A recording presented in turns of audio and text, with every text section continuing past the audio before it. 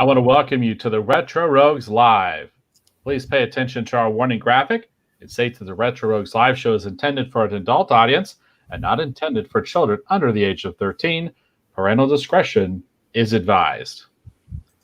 Again, I want to welcome you to the show. My name is Dave Beatty. I'm one of your hosts. For nearly the last 30 years, I've been a professional illustrator and graphic designer. And currently, I'm mostly all about designing T-shirts these days. You can see more of that, see some of the fun things that we offer, as well as possibly purchase a Retro Rogues Live T-shirt and help support the show over at KirbyTees.com. I want to welcome back my co-host. This is Mr. Eric Alexander. Eric, please tell the folks hopefully watching or listening at home some of the fun things you have worked on as a creative professional.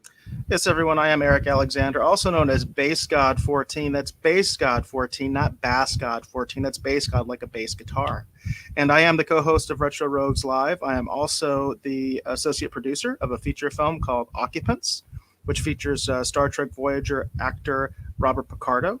It's currently available on Tubi and is directed by Russ Emanuel, which I am happy to say I'm currently involved with a film with him, and I'm hoping to provide some more news about that in a future broadcast. In the meantime, I did want to mention that I had an experimental film that I did a while ago called Connection Established, and that film is now available on my YouTube channel at BassGod14, BASSGOD14. Dave has actually checked it out a while ago. I had some issues with the other half of the production side, but I decided to go ahead and say, what the heck, it's available now. Let people take a look at it. Very cool. Very cool. You know, that's one of those things that, no matter how hard you try, creative endeavors, they're a collaborative thing. And sometimes not everyone's happy with the final end result. I always look at it as, anything that's for progress, anything that's creative, anything that you either learn from or someone enjoys is good. So yeah, the saying that I like is progress, not perfection. And that's in all aspects of life. If you try to be perfect, that's never going to happen because no one's perfect. And ultimately, anything that's done creatively is subjective. Some people are going to like it, and some people aren't. That's very true. Very true. Good advice and the proper philosophy to live by, in my humble opinion. By the way, I heard that from someone just recently, and I want to credit them because that's not total.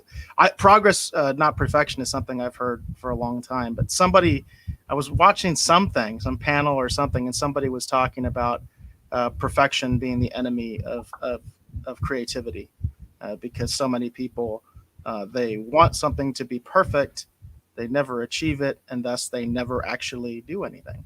So. Well, and it's nothing I personally have ever worked on has ever been quote unquote perfect. But and I'm always surprised. Some things that, I work on that I think, this is okay. Dialing back the hands of time, once upon a time, I designed some T-shirts for a pest control company, for example. It was a job that we kind of turned around kind of quick. I thought it was a turn and burn job. They didn't really tell us how many shirts they wanted or anything. And I didn't think much of it. And this is back in the 90s. So, I put something together. I kind of like the raid, a little. And so then they had said they kind of wanted something like that. So that's what I drew up. I drew all these little insects and they're all terrified. And there's like a crosshairs kind of over them, kind of like the raid thing. And I kind of tweaked their logo a little bit. Didn't think much of it, sent them the proof.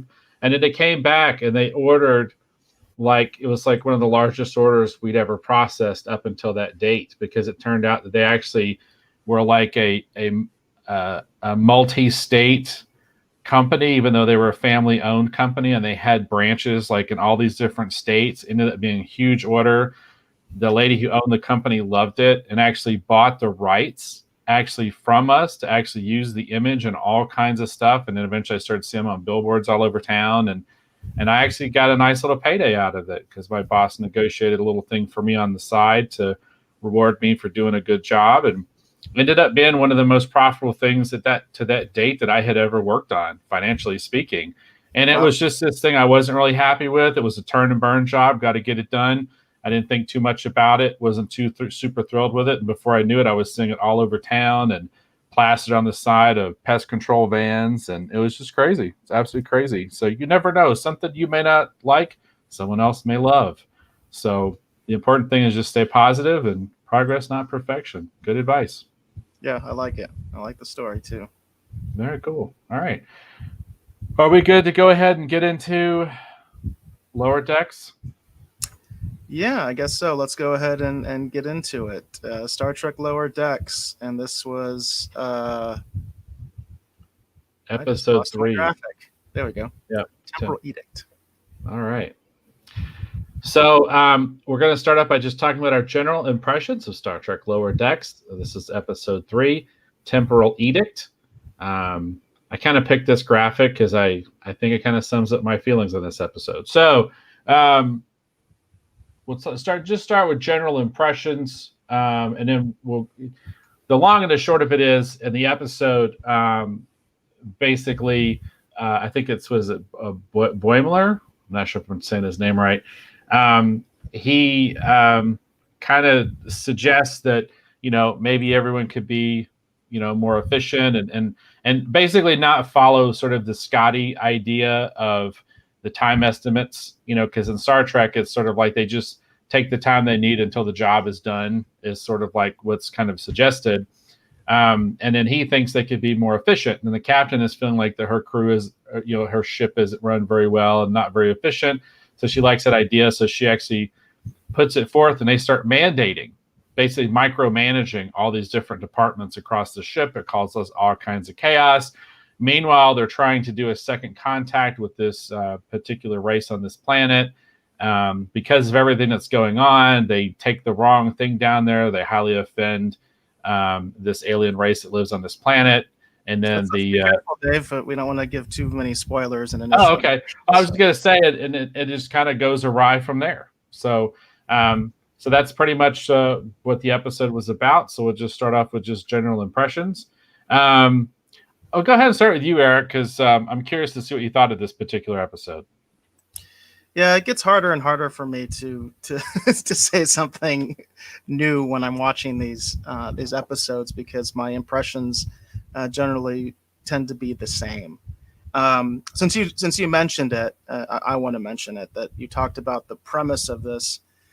Part of the premise of this is that they take this idea from one episode of Next Generation, which is Relics, the episode Relics. So minor spoiler on that episode if you haven't seen it. That's the episode where Scotty comes back, and he actually appears in a Next Generation episode. In that episode, there is a reveal that's somewhat controversial within the Trek fandom, I think. It certainly was for me, even at the time, which is that they say that Scotty is not quite the miracle worker that we all thought he was. Scotty, in fact, pads his numbers in terms of when he talks about how long it's going to take him to do something, he pads it. And in this episode of Star Trek Lower Decks, they decide to take that throwaway line, which that's what I consider it, because it's the only time it's ever mentioned in the entire series of Star Trek. That's never mentioned in any of the films. That's not mentioned in the animated series. That's not mentioned in the original show. It's just kind of a throwaway line in Relics that I think was meant to be a joke. And what they do is they coin that as buffer time. And what they claim in this episode is that is something that's done in Starfleet all the time by the lower decks folks, by the junior officers. By the way, that's completely contradictory. Is that a word? It's completely contrary. There we go. That's a word. It's completely contrary to what they said in Relics. In Relics, that entire situation was very much being played for laughs. And Geordi looks at Scotty like he has like a second head growing out of his shoulder.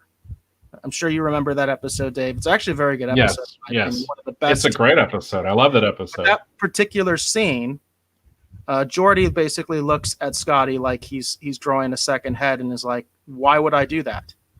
Because Geordi is very by the book. Geordi is very efficient. And Geordi is very honest to his captain, so he would never think of doing something like that. I really think, for me, part of that line, again, I think of it as a throwaway line from that episode, which is an otherwise great episode. I think it was being played for laughs. Definitely was something that was supposed to be funny. And I think it was also supposed to be kind of showing the contrast in the terms of there was a narrative developing that the original Star Trek crew was much more cowboy, much more about gunboat diplomacy, that kind of a thing, than the next gen crew. And I think they wanted to show that difference because I agree with that. I agree with that assessment and all that kind of stuff, that the ideas in the original Trek, things were a little bit looser. Kirk violates the Prime Directive all the time, in the original Star Trek. So the idea was that they were a lot more fast and loose in the days of original Trek than they are by the time we get to Next Gen and Deep Space Nine and Voyager, which are, of course, all in the same era, which is also the era of Lower Decks. Lower Decks is supposed to take place shortly after the events of Nemesis. I think like 5 years is the number I heard. It's 5 years after Nemesis.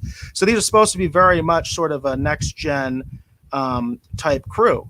And yet they are totally into this idea that is actually supposed to be a blast from the past from Scotty about this buffer time thing, where basically they overestimate everything they do, so they have time to drink margaritas. That's literally what it is. Right. So this, as a fan, as a hardcore Trekkie, once again, the central premise of the show just so doesn't fit into what I know and love about Star Trek that I can't enjoy the humor. I think we lost the feed for a second there, but I think that it's so hard for me, being someone who really loves Star Trek and knows exactly what they're referencing. Okay. They're obviously referencing that throwaway line from Relics. And I'm just like, that's not Starfleet. That's not what they do. And Geordi made it specifically said, that's not how we do things now. That may have been how you did things 80 years ago, because by that time, that's like how long it's been since the voyages of the original Enterprise. It's like, yeah, maybe 80 years ago you worked like that. We don't do that now. It's different. One of the things with Gene, of course, was that humans are evolving. So that's part of the idea too. So it's like, I don't know, the central premise, because I know exactly where it's coming from. And I think it was a weird thing for them to incorporate as sort of a fundamental thing that Starfleet officers do. And I know that's just not the established continuity. It just takes me out of it. It makes it very difficult for me to enjoy any of the humor in the episode. Well, and I was going to say too, that of course, Relics also references actually Star Trek 3, The Search for Spock as well, because there's that scene where they're pulling into the space dock and Kirk is talking to Scotty over the intercom. And he asks him, how much refit time before you take the Enterprise back out. And then Scotty famously says, 8 weeks. It's like, but you don't have 8 weeks. So I'll do it for you in 2.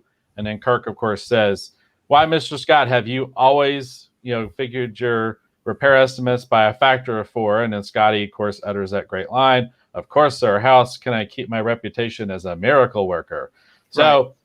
This is it. It's kind of. We got 2 lines. Okay, we got 2 lines. Sorry. Yeah. So we have 2 lines. All right. It's really fun that they're calling back to that.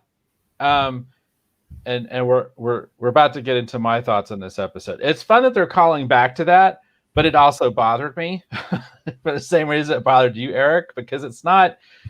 By the time of Next Gen, that's not supposed to be standard protocol or procedure at all. And Geordi does have that reaction where he's like, "What are you talking about? I don't even understand that idea." And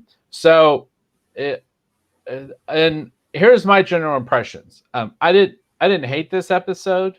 I mean, it was there was parts of it I enjoyed, but overall. I still think the high point for me is going to be the first episode because I laughed out loud several times at the first episode. The second episode I kind of enjoyed. Of the 3 so far, I'd have to say this is the one that I disliked the most because I didn't laugh at this episode at all. and the last two episodes, especially the first one, I liked enough. I just watched it again on my own. Like I didn't watch it again for the show. I watched it just for myself. And then this one, I was just kind of skimming through it, making sure that I had the kind of the high points down so I could discuss it on the show. But I didn't really want to go back and rewatch this one. So this would probably be the first episode of Lower Decks that I still like this better than Picard. This episode is still better than I think just about every episode of Picard. So there's a positive. But I'd have to say for me personally, this is the first episode of Lower Decks. So I was like, yeah, it's okay. Like not, I didn't like it, but it's like, yeah, it's okay. I thought it was kind of weird too, because, they're always doing like the live performance stuff. That's how well, maybe we should save that for spoilers. So that's my general impressions of this episode. And then we do have some comments over here, actually. I want to leave Donnie's first comment for later because he opens up an entire another can of worms, and that would be okay, cool. Because he is talking about Discovery as well. So right. I don't want to get too off topic, but he did mention, and he is in the house. We appreciate you being here, Donnie, and we will get back to that comment because you talk about Discovery too, and I want to make sure that we address both things. But he said it's pronounced Boimler. Am I even pronouncing it right after Donnie gave us the pronunciation? Boimler? I think that's right. And to be honest, again, like normally I watch these episodes twice, so that it's a little bit fresher in my mind. Like I watch them at least twice. And in this one, I just kind of skimmed through it and kind of hit the high points. Because like I said, I didn't really like this one too much, unfortunately. I mean, I didn't hate it. It's better than Picard. And I hate to say this, but I keep coming back to it. It's I still think Discovery season 2 is for New Trek. I still think that's the high point. Sorry, everybody. That's my opinion. I mean, we got several episodes to try and win me over here with Lower Decks, but for me, Discovery season 2 is still the high point for New Trek for me. That's why I keep circling. It's kind of weird. So those are my general impressions. So it's like, I liked it fine. I didn't really, I smiled a couple times. I didn't really laugh at anything in this episode, which I thought was unfortunate. Because like I said, I really liked the first episode. I laughed out loud several times and I really enjoyed it. But it's kind of weird because I sometimes feel like they're getting too caught up in sort of trying to say, look, we're Trek, and they get too far into sometimes established Trek lore, and it forces the story a little bit in weird ways for me. Because I also thought, like I said, I don't know, just the whole thing with the the Scotty time estimate thing, padding and everything. I didn't care for that. I mean, like I said, I didn't hate it, but so that's my general impression. It's like, it was okay. It's one of those things. It's almost like you can tell the folks that wrote this episode obviously saw that episode. Okay. I think they saw that episode. I don't think they were referencing the movie quote that you were talking about. I think they saw that episode Relics because it's obvious that from a visual presentation style, this show, you feel like the creators of the show, they like TNG the best. Okay. That's the first thing. So you kind of just by looking at it, you're like, yeah, the TNG is like their Trek. But then you wonder, at least I wonder, how many times did they actually watch that episode? Or, did they watch? Are they using memories of that episode from like years ago? And they remember that line, they remember that thing about Scotty, but they don't remember Geordi's reaction because it's been so long since they watched the episode. And, Geordi is really outshined in that episode. No offense to LeVar Burton, but I think he's completely outshined by James Doohan in that episode because it's his episode. It's all about the return of Scotty, and he has the best lines. He has, this fantastic story going on about his life and kind of bringing us up to speed on what's going on with him. It's a really nice, actually a little morality play too, because that's the title of the episode is Relics. And it's all about, James, Scotty being in sort of out of time. He's been displaced. He's been He hasn't been around for all this time. He suddenly appears, and now he tries to have to kind of find his place in the universe in one episode. And it's a really, really good episode.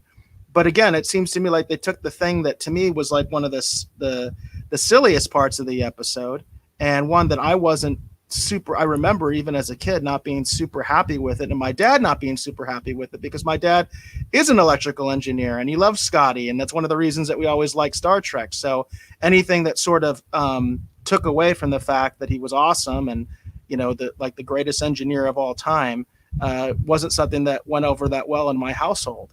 And it's like, and this is the thing you guys take away from that episode.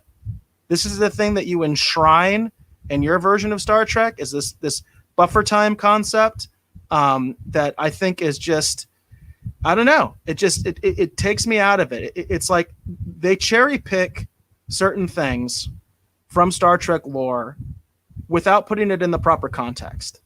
And I see that over and over and over again in this show, which begs the question. I brought this up on our last review. It begs the question, is this really a Star Trek show, or is this a parody?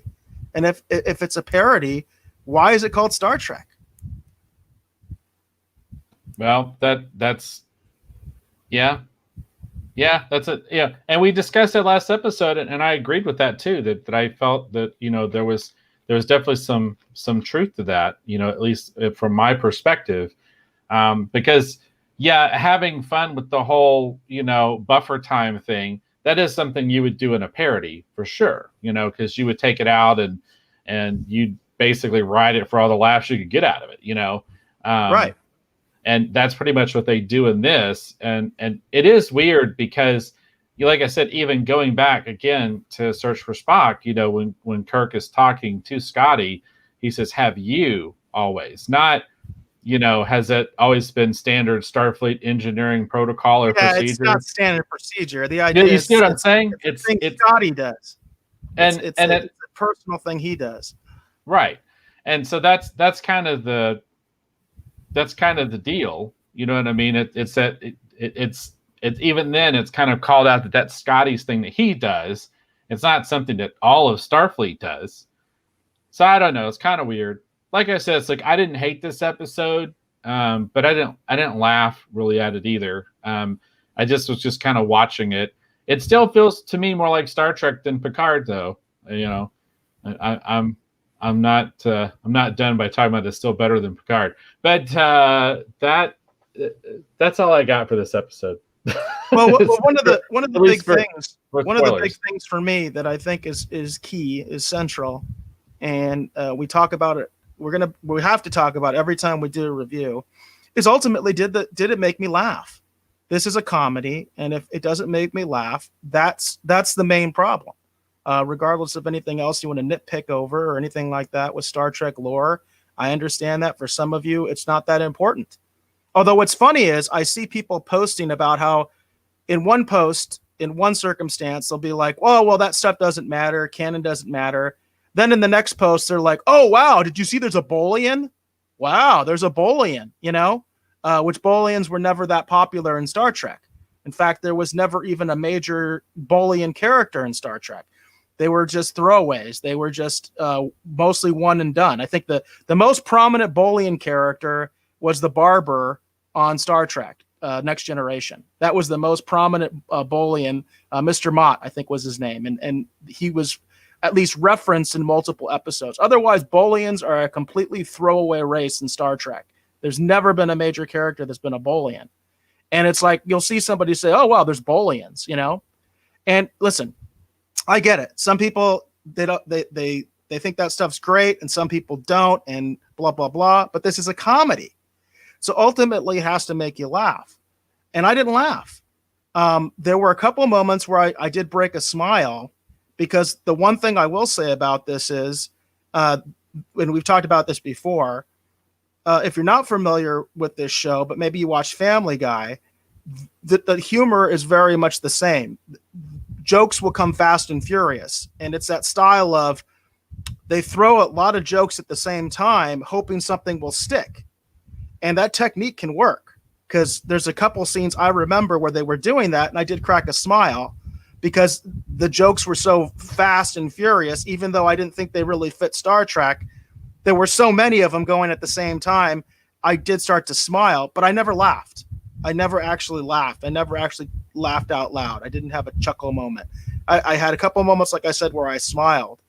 And that kind of makes me even more frustrated because I'm like, you could probably do something with this to make it so I would actually be laughing.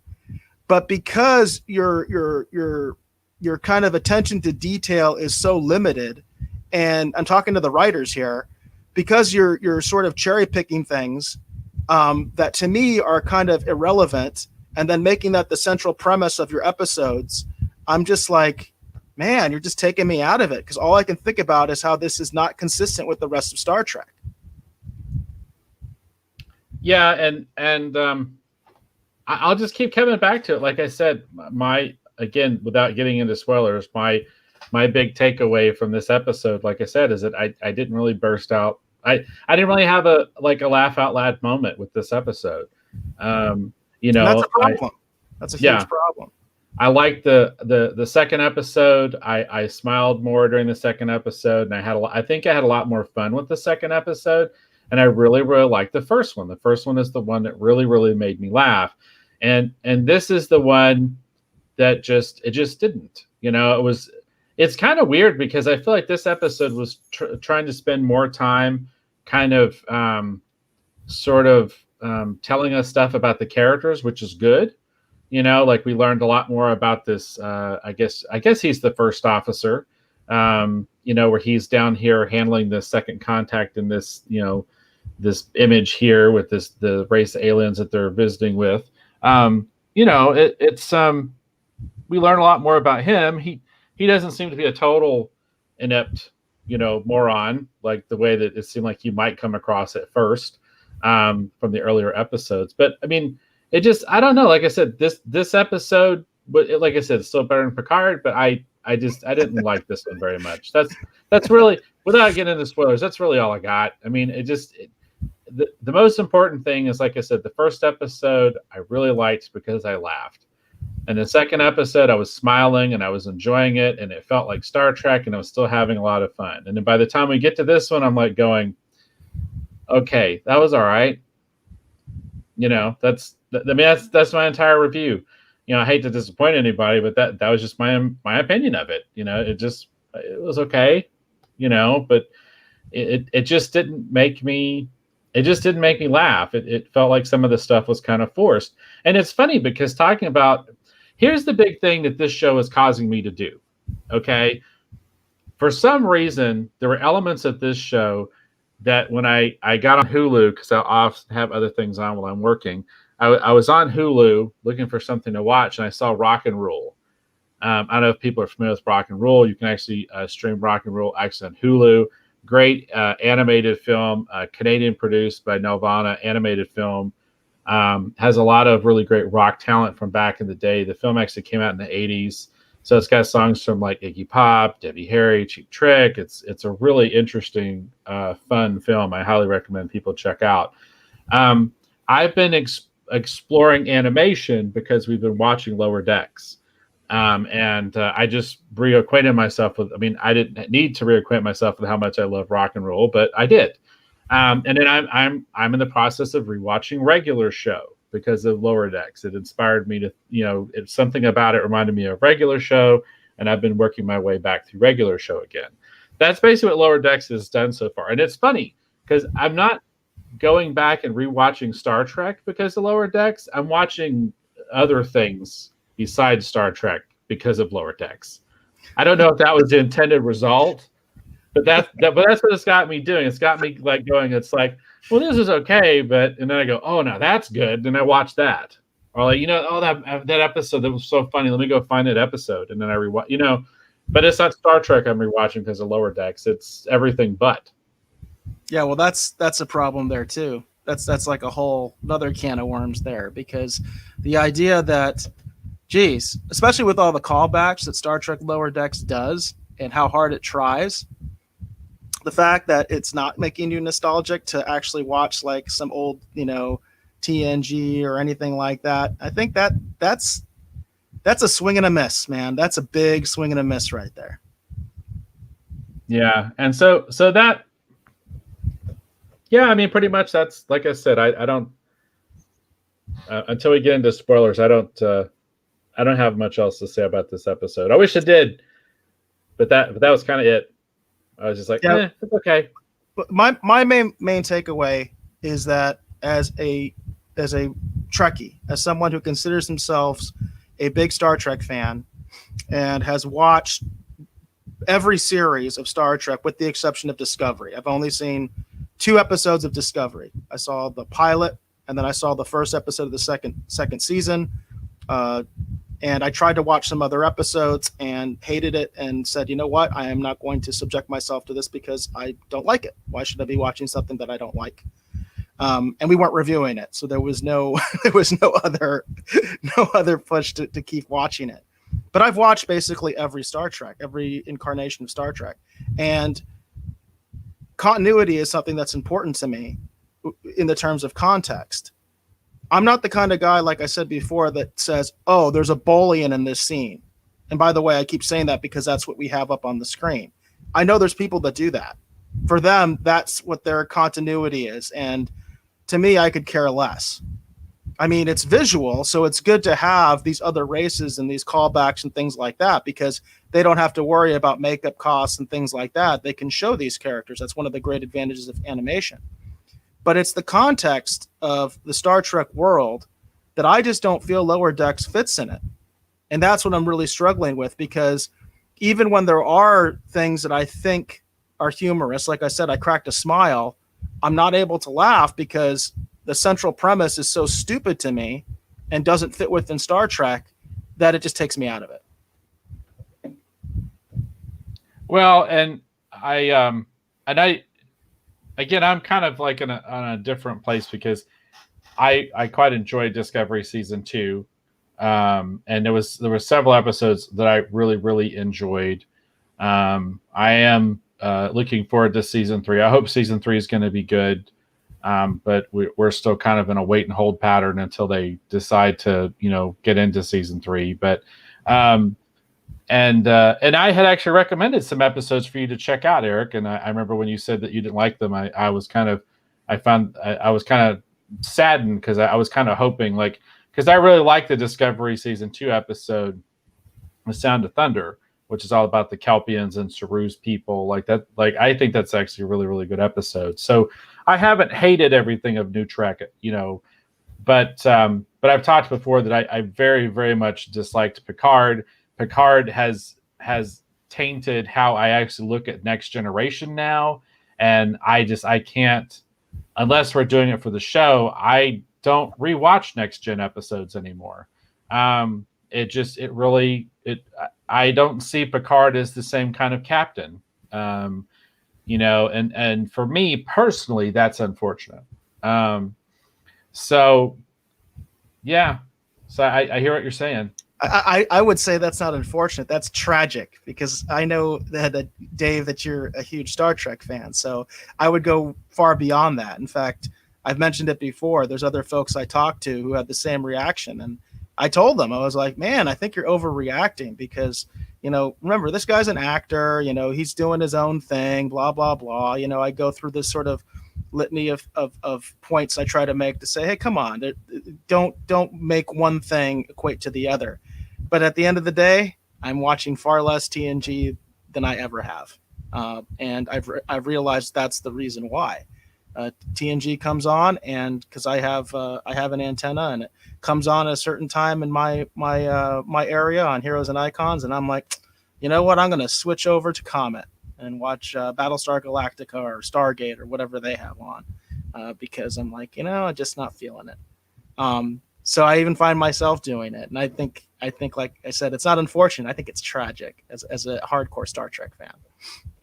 And and it's interesting too because when I was watching season 2 of Discovery as sort of like, again, to use as my litmus test, I would find myself going, oh, what about this? And I would go back and I was rewatching episodes of Enterprise. I watched a lot of original series episodes because of all the connections to Pike.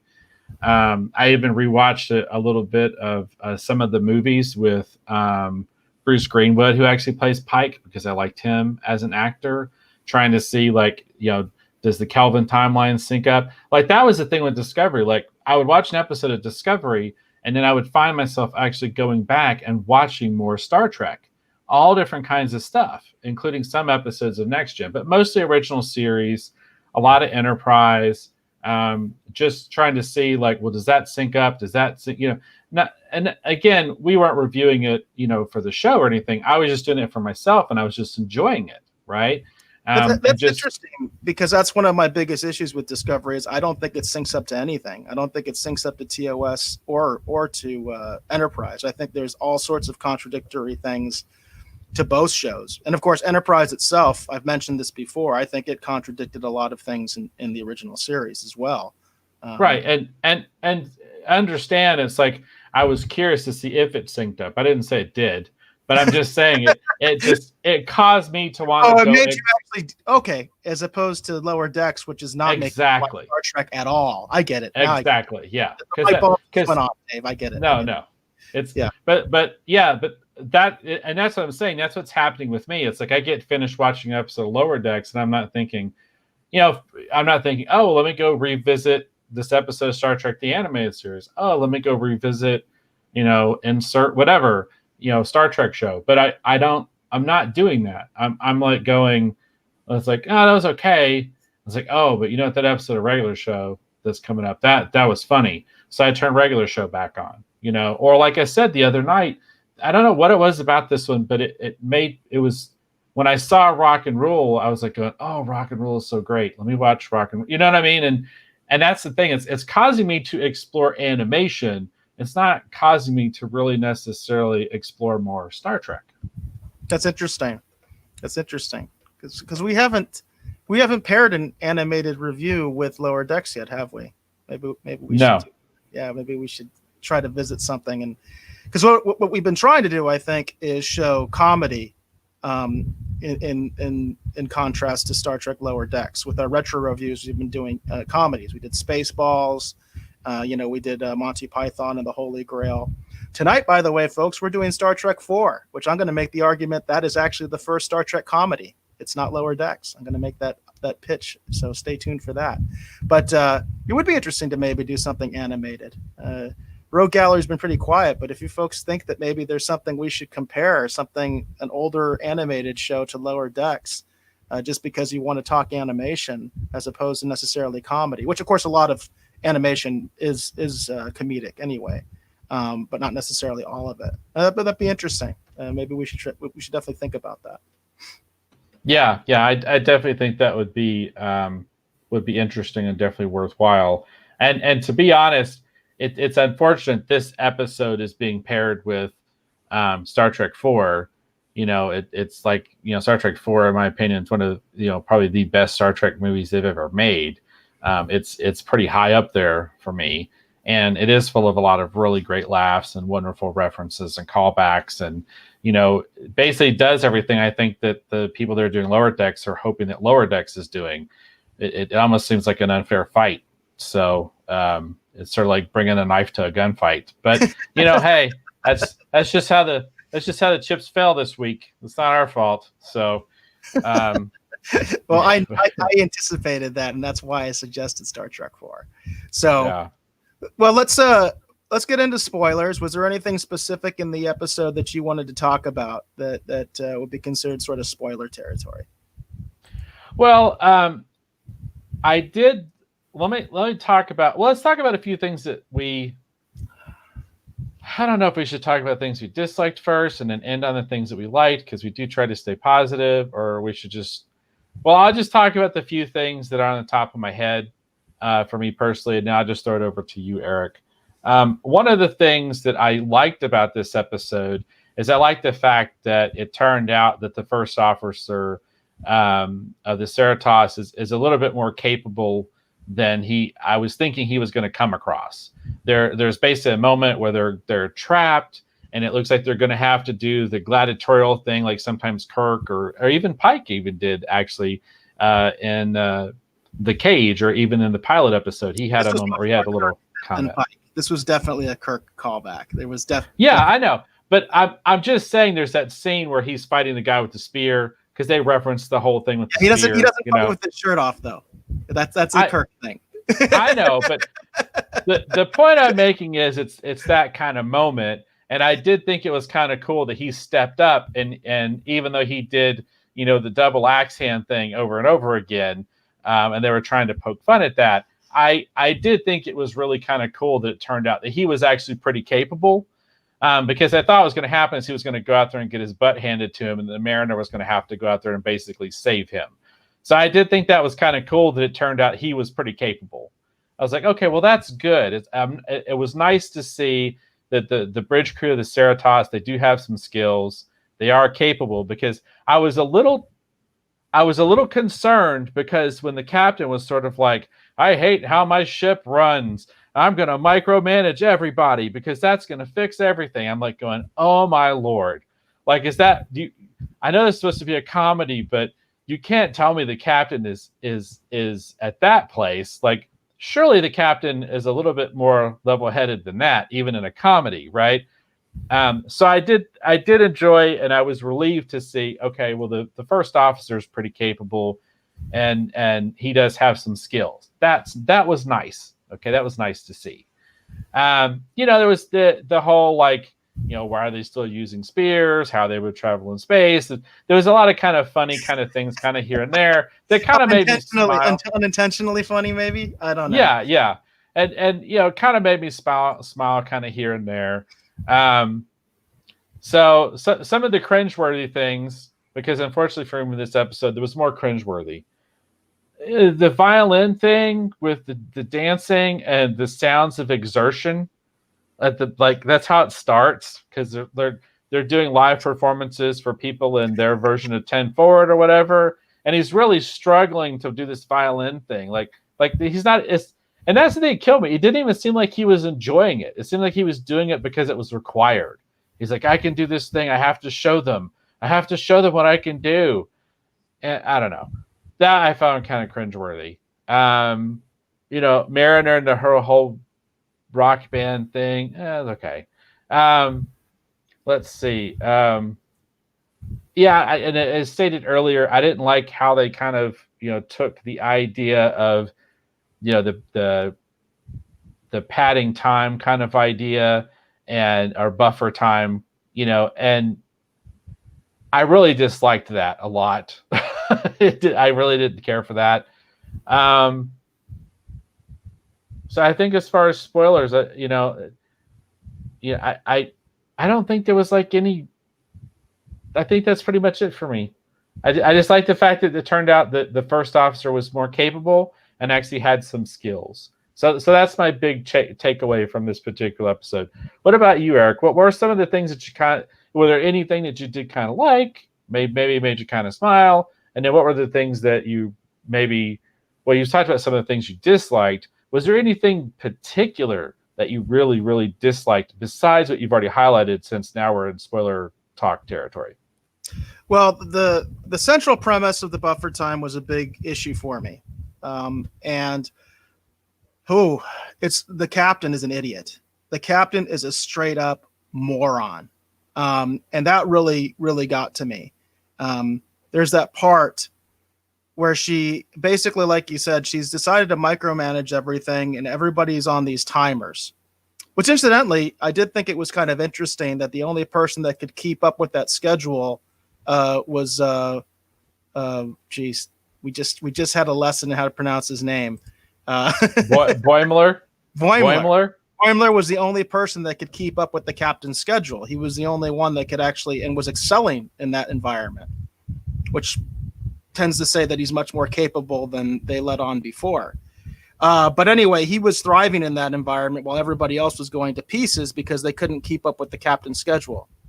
Well, the whole premise to me was stupid, but then they even made it more stupid because they're attacked, they're boarded, and literally the captain tells everybody, repel boarders, but don't go off your schedule. I was like, come on, guys. This is like really beyond, even for a comedy, even for a stupid, silly comedy. this is way you're kind of insulting my intelligence now. Now my suspension of disbelief is just totally ruined. I was already having problems because I didn't like the whole buffer time thing to begin with. I thought it was dumb. But then for the captain to be saying, you got to stay with this crazy, stupid schedules I'm giving you, and you're supposed to fight the boarding parties as well. I was like, come on. That's just stupid. That's just dumb. That doesn't make me laugh. It's just stupid. It's just like, it doesn't make any sense at all. And then you're left thinking, okay, this captain's irredeemable now. If they try to show her doing something good later, you're like, come on. She's done. She's a moron. She's an idiot. She sucks. She's the worst captain in Starfleet.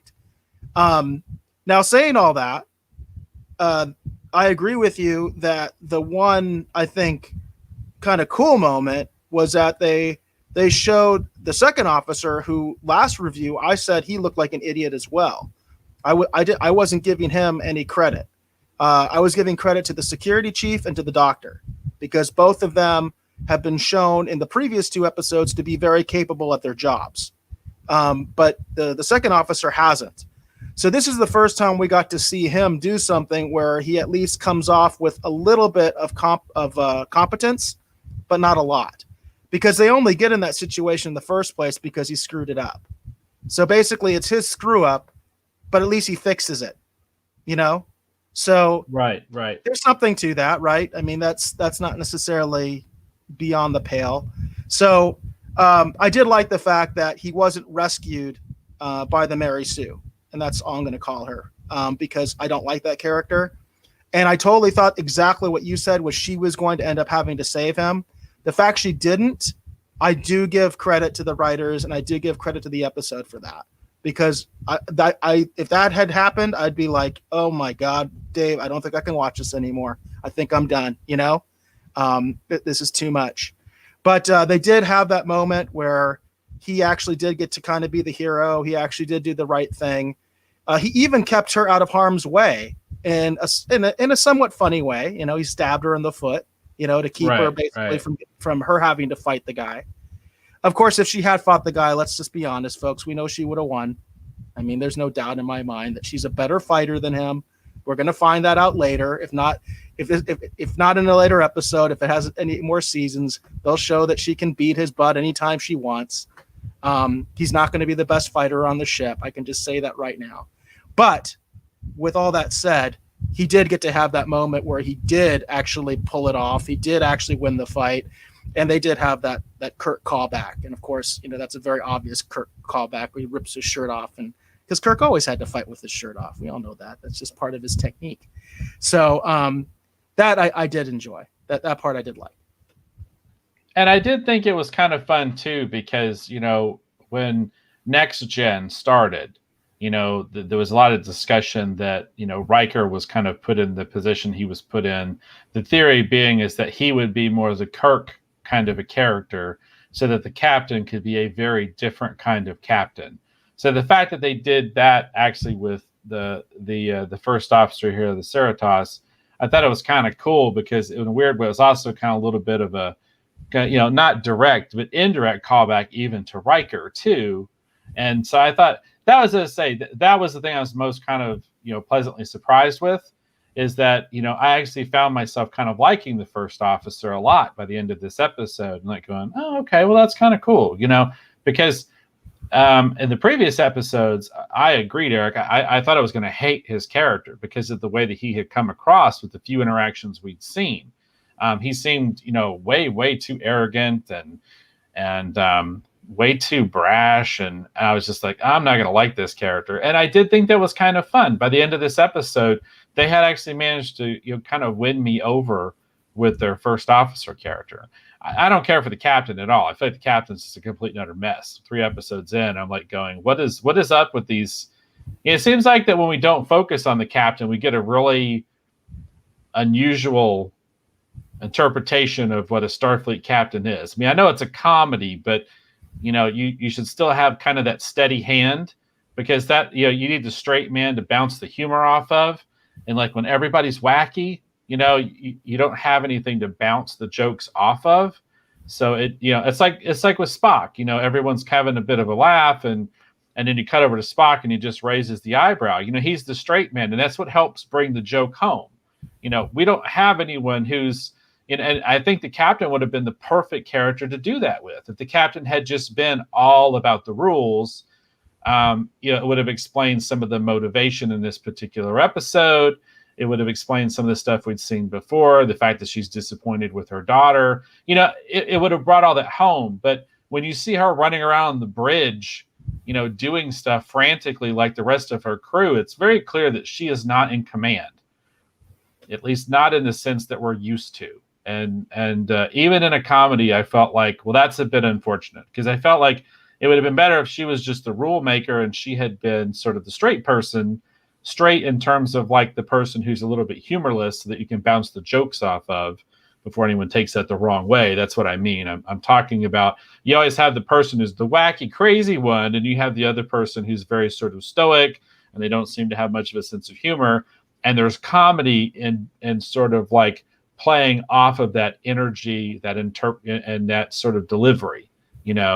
That's what I mean by that, before anyone takes that out of the wrong context. The more I keep using this term, I'm like going, I don't know if people really understand what I'm talking about, but that's what I'm talking about. You have the one person's wacky and crazy, and the other person is the person who's very sort of logical and buttoned down.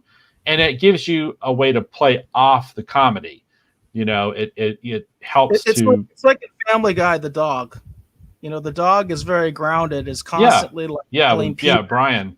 Your schemes, your ideas are stupid. He does the same thing with Stewie, because Stewie, of course, has got all these crazy ideas, and that's exactly what you have there. Is you have to have the voice of reason. You have to have that contrast, like you said, the straight man. This is like comedy 101, and I don't write comedy, so it's like you don't have that in this. You're right. There's just nobody that's really grounded to play off of. Right. And that's what I thought the captain was going to be. And to a lesser extent, that's what I thought Boimler was going to be too.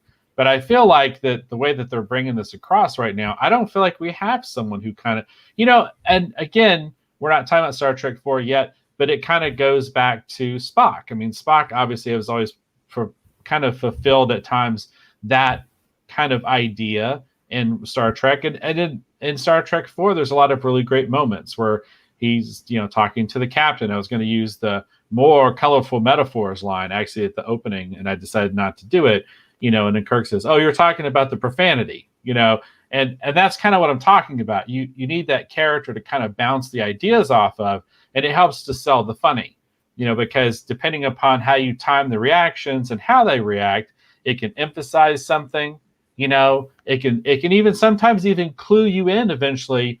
That's when you laugh. If you're not sure, but something's kind of tickling your funny bone, and you cut over to the Spock and he raises the eyebrow, you go, "Oh, I get it," But they don't have that. Everyone in the show so far, they're so slightly unhinged that there isn't someone to really kind of bounce this stuff off of. Everybody's just the same degree of wacky and crazy at times, that it seems at times to be a bit much for me personally. So, and this episode really emphasized it. I think that's why this episode kind of left me kind of cold. Like in the first episode, one of the really great moments, even my brother talked about it, that we both loved from that first episode, is where all the insanity is going on, and they're fighting the people that have turned into zombies, and they're blasting the lasers. And in the midst of all the chaos, there's the couple on the first date having that conversation, like everything's fine. That's what I'm talking about. That kind of sells you on the funny, that kind of, that contrast between those two ideas. That contrast is what really helps to sometimes bring it home.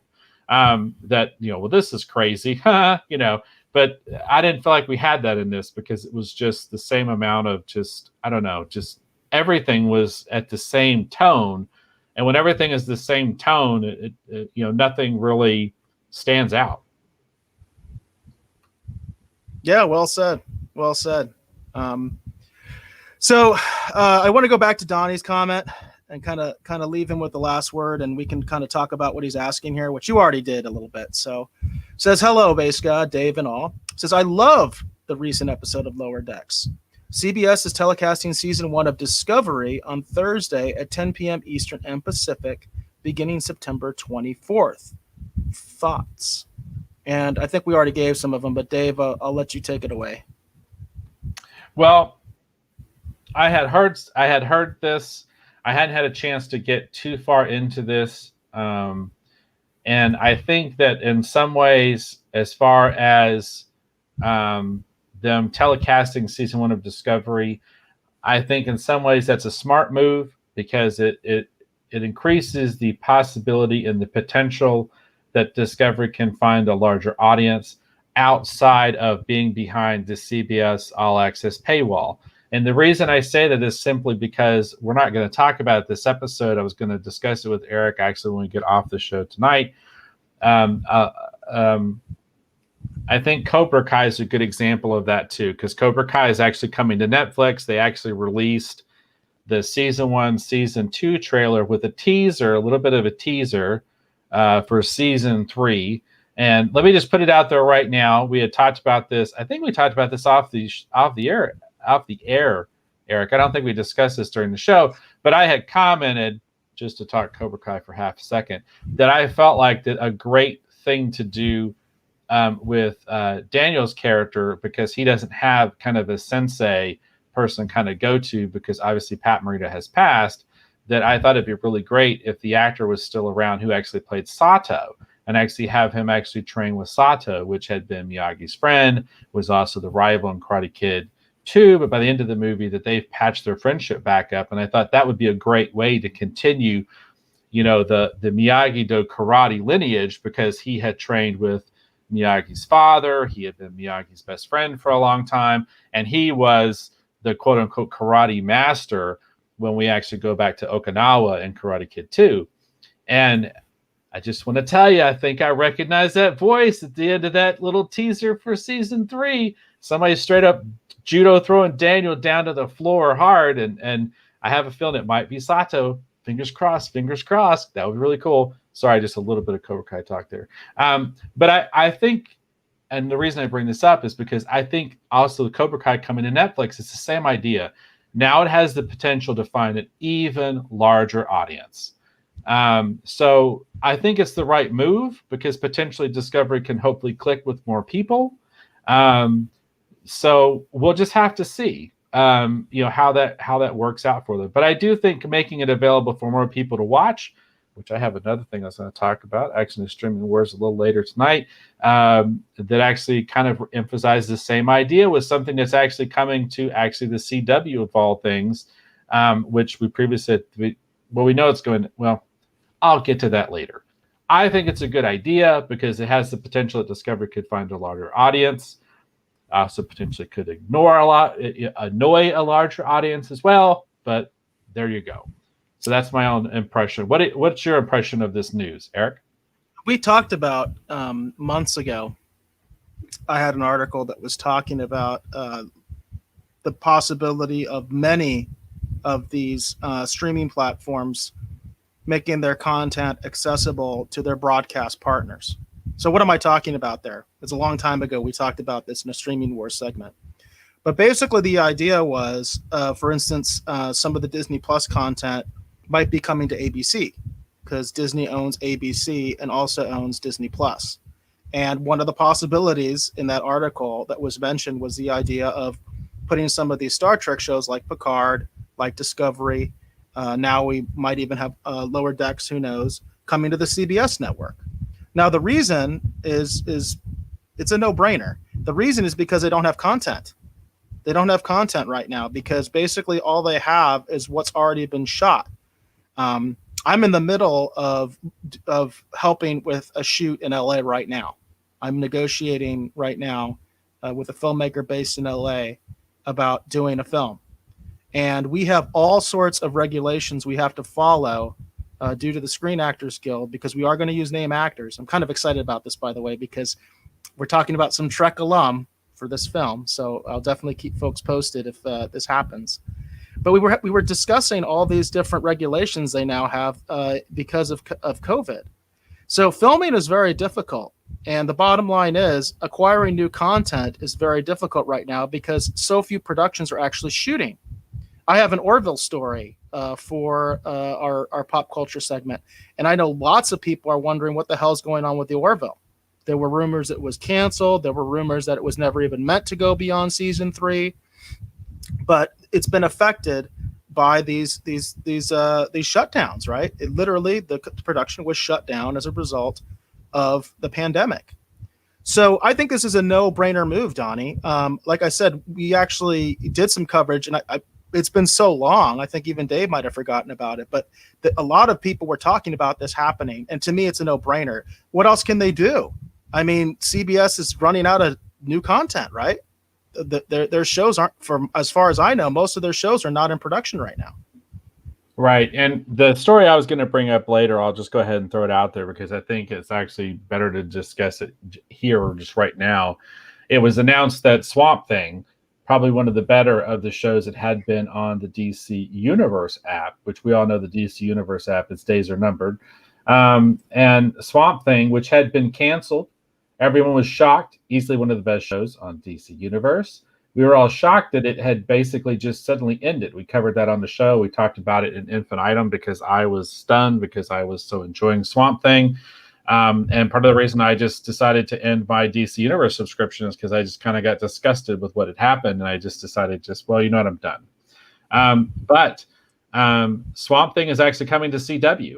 They actually released a trailer earlier today. I was going to kind of talk about a little bit in the streaming wars, but I think it's better to go ahead and discuss it right now because it's better to discuss here. That's another example, actually, Donnie, of where they're taking something that has the potential to click with a huge audience. That Swamp Thing show that they did on DC Universe is really, really good. And for DC Comics fans that haven't had the chance to maybe see it for whatever reason, this is a great way for them to get the chance to actually watch Swamp Thing. Plus, it's also great content for CW, you know. So, you know, I think, as Eric said, we're going to see more of it. There's a multitude of reasons why. But the other thing, too, I think, is that there's a lot of great content that's just been sitting behind paywalls, and it's not really getting noticed, and it's not clicking with people just because it's behind a paywall. I think Swamp Thing has the potential to click with a huge, huge audience and grow way beyond, because as it currently stands, unless something changes, there's only one season of Swamp Thing. That's it. And so we'll see. We'll see what happens. Time will tell. But like I said, I think it's a smart move, partially because, like I said, it has the potential that now Discovery can maybe find an even larger audience because it's available, you know, just on a regular, you can just turn on your TV and watch it. You know, I think it has a greater potential for people to discover it. And hopefully, though, that's not intended as a pun, but it's kind of funny now I think about it. But it does have the potential for more people to discover the show. And, you know, maybe it'll help it to grow, you know, and maybe live beyond a season 3. Who knows? Who knows? We will see. Yeah, incidentally, that article we talked about before, the Swamp Thing was the thing that started that entire buzz, where people were saying, is this something that's going to be emulated by other streaming providers with their broadcasting partners? It was Swamp Thing that started that entire conversation in that article. And then they were speculating about all these other possibilities. And one of them that was brought up was Discovery. Again, I think it's a no-brainer. I think it's, you know, as somebody who doesn't even like Discovery, I think it's a no-brainer. I mean, it's absolutely a smart thing to do on their part, because they don't want to leave their broadcast division, you know, with nothing. So might as well do it. And it could create an interesting model looking forward if it works, if it seems to actually work. Like if, let's say, Discovery becomes a hit on CBS, on the broadcast CBS network, you might see a situation where content is debuting on a streaming platform behind a paywall, and then after a certain amount of time, it shows up on the broadcast channel. Kind of a reverse of how everything was before, because before you have a lot of this content would be showed on broadcast television first, and then it would show up on the streaming platform. And it would be interesting to see that model actually put on its head. That would be interesting too. And for example, like someone like myself, who for the longest time I didn't have cable. For me, it was sort of like where you're waiting for the season of a show that you're watching. Whatever it is, Flash, Arrow was probably the two big ones for me when I was watching them. I was constantly waiting for them to either be available, actually, to rent, or I was waiting for them to come to Netflix, for example. And it's the Right. same thing. So it's that same kind of idea. So for me, it seems like it was, in a weird way, it's something that, while not intentionally intended to work that way, I could see it working that way, and I could see it being something that works incredibly well for them. But like I said, the big possibility though is that, in my opinion, Donnie, is by it being basically on CBS where more people can see it. I think there's the possibility that maybe more people might find Discovery and enjoy the show, and it might help the show to continue to grow and evolve and move beyond a season 3. Because if you watch season 1 and you like season 1, I know you'll definitely like season 2, in my opinion, because season 2 is significantly stronger than season 1, in my opinion. So I think people will definitely hang around for at least season 2. And of course, I'm eagerly waiting season 3 to start up. So we'll see how that actually goes when we get there. Cool. Awesome. Are we good to go ahead and maybe switch over and get into the pop culture news? Yeah, that sounds good. All right, very cool. All right, so in this segment, this is our pop culture news segment. So what we're going to do is we have found or noticed or just discovered all these interesting things that are happening that we want to share with you. Things that we think that you might know about and want to discuss. Maybe some things that you haven't heard about. But we just want to talk about and bring up all these interesting things that's happening in the world of pop culture here in the pop culture news segment. So just a quick setup here. I'm going to be primarily talking about things that happened during the DC Fandom that actually happened this last weekend. A lot of huge important things actually broke because of the DC Fandom. That's going to be primarily what I'm going to be talking about here. And there's going to be a little bit of bleed over into streaming wars. And I'm going to basically take up all of my pop culture news segments talking about the DC Fandom. And let me just start off here just real quick. I don't want to dwell on the negative too much, so let's get it out of the way. What a pain in the rear it was trying to figure out what was going on with this DC Fandom thing. So I don't consider myself like a technologically illiterate person by any stretch of the imagination. But when I first go to the DC Fandom thing, I was curious to see if they had a schedule or information or something that was going on. And it had this weirdo sign-up thing. I was like, oh, well, I guess I have to sign up to access the DC Fandom. And as I was reading and looking into it, I was like, oh, I don't have to sign up to watch it. They want me to sign up, and it's a scheduling system. And they'll send me reminders when the stuff is, oh, that would be great. Because I was trying to do that Saturday. I had a bunch of shirts I needed to print for customers. I'm like, oh, you know what? That schedule thing could really save my butt because I want to cover it for the show. So let me sign up for that. Man, what a dumpster fire. What a dumpster fire that whole friggin' scheduling sign-up thing was. I was sending Eric like pictures of all the problems I was having trying to sign in. I was getting like all these weird error codes, 502 error, like you name it. Like I was getting all kinds of weird error codes. I couldn't get the stupid thing to work. And then after I thought I finally got this stupid thing to work, guess what? It didn't remind me about jack squat. Not one stupid friggin' thing. And I ended up having to sit there and sit through the whole thing and just have it on while I was trying to work because I didn't want to miss anything for the show, but I didn't know what the hell was going on. And then to add insult to injury even further, and I'm actually leaning in closer to my camera on here on my computer. You can't even see it, but I am absolutely irate. I absolutely could not believe this. They just started releasing all the content on YouTube. So I didn't have to sit through all that stuff in the first place. I learned all about like Serena or Vanessa or whoever Williams' clothing line and all this other stupid credit and care about. I watched a rebroadcast of CNN Heroes. They stuck in the middle of this thing. Like I was just like, what in the hell is this? So for me, I did not enjoy the DC Fandom at all. And I should have just stayed away from it and just waited for the stuff to come out on YouTube. But I didn't know what was or was not going to come out on YouTube. So I felt like I needed to watch it because I thought it was like an actual convention where sometimes they don't release everything to everyone. So I thought, well, I better watch it all just in case. Well, guess what? They released all of it to YouTube. I didn't have to sit through none of that nonsense if I didn't want to. And I didn't realize it till after the fact. I'm like, wow, what a colossal waste of my time. All right, so that's my review of the DC fandom. I wish they would have just said, we're putting this crap on YouTube. You don't have to sit through all this nonsense if you really don't want to. But hey, if you care about the clothing lines and this and that, and then it got even weird where they were like promoting like, DC Direct stuff, but DC Direct doesn't exist anymore. What in the hell is going on here? I was really annoyed with the DC fandom. That's my review of the DC fandom. What a colossal waste of time for me personally, and I was just thoroughly annoyed. You got Bobby Chambers crying. He's laughing so hard. Well, sorry, Bobby. It's good to hear from you. Yeah, he's crying, laughing. That's what his emoji says. And I'm almost there as well. That was quite a rant, Dave. And God, I feel your pain. I feel your pain. I have some fandom stuff to talk about as well, and it's interesting for me as far as the experience. I couldn't agree with you more that it was just weird. And I don't understand a lot of the format. I do have an article that kind of gets into some of that, like maybe why, well, not necessarily what you're talking about.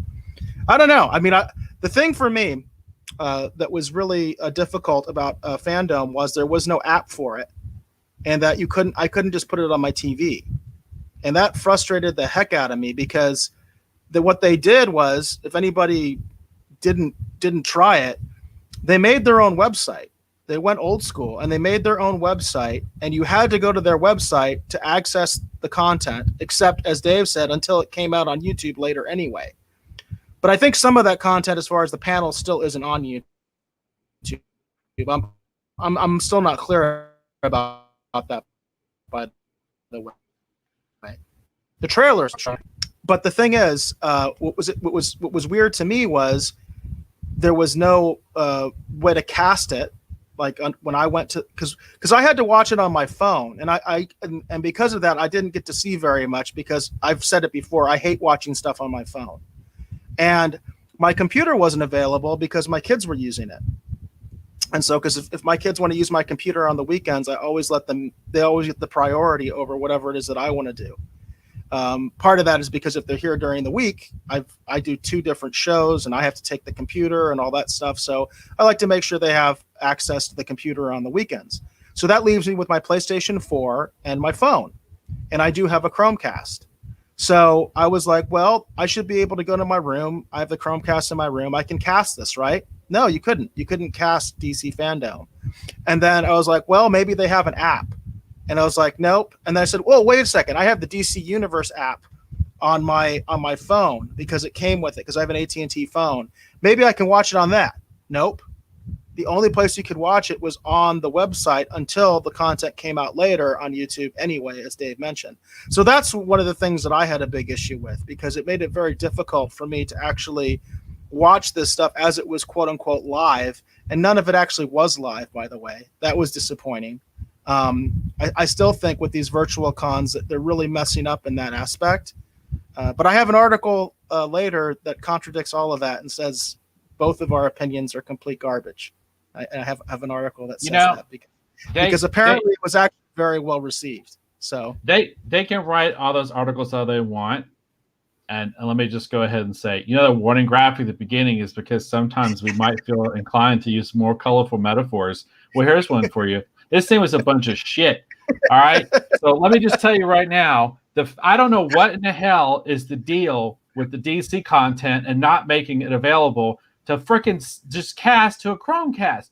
What the hell is the deal with that? Like when I had DC Universe, it was the same friggin' problem. And I'm like, okay, I had to figure out this weird janky workaround so I could watch a crap on my friggin' TV because I can't even download an app to watch it on my Samsung television either. Right. Like what is the deal with that? And then here's the thing. I did have it on the TV for a little bit because it's always people illegally streaming it on YouTube. What the hell is up with that? They made it almost all the way through the freaking thing before someone started reporting them. And I love it because the bots didn't catch them until they were rerunning the episode of literally CNN Heroes. When they started rerunning the episode of CNN Heroes that I think I'd seen before, that's when all of a sudden it's like, oh, pulled down, pulled down, pulled down. Like all of a sudden, like I was just like, what the hell? Like until they started the CNN Heroes stuff, there was all kinds of people somehow managing to rebroadcast it with the sound. And I'm like, how in the hell are they friggin' doing this?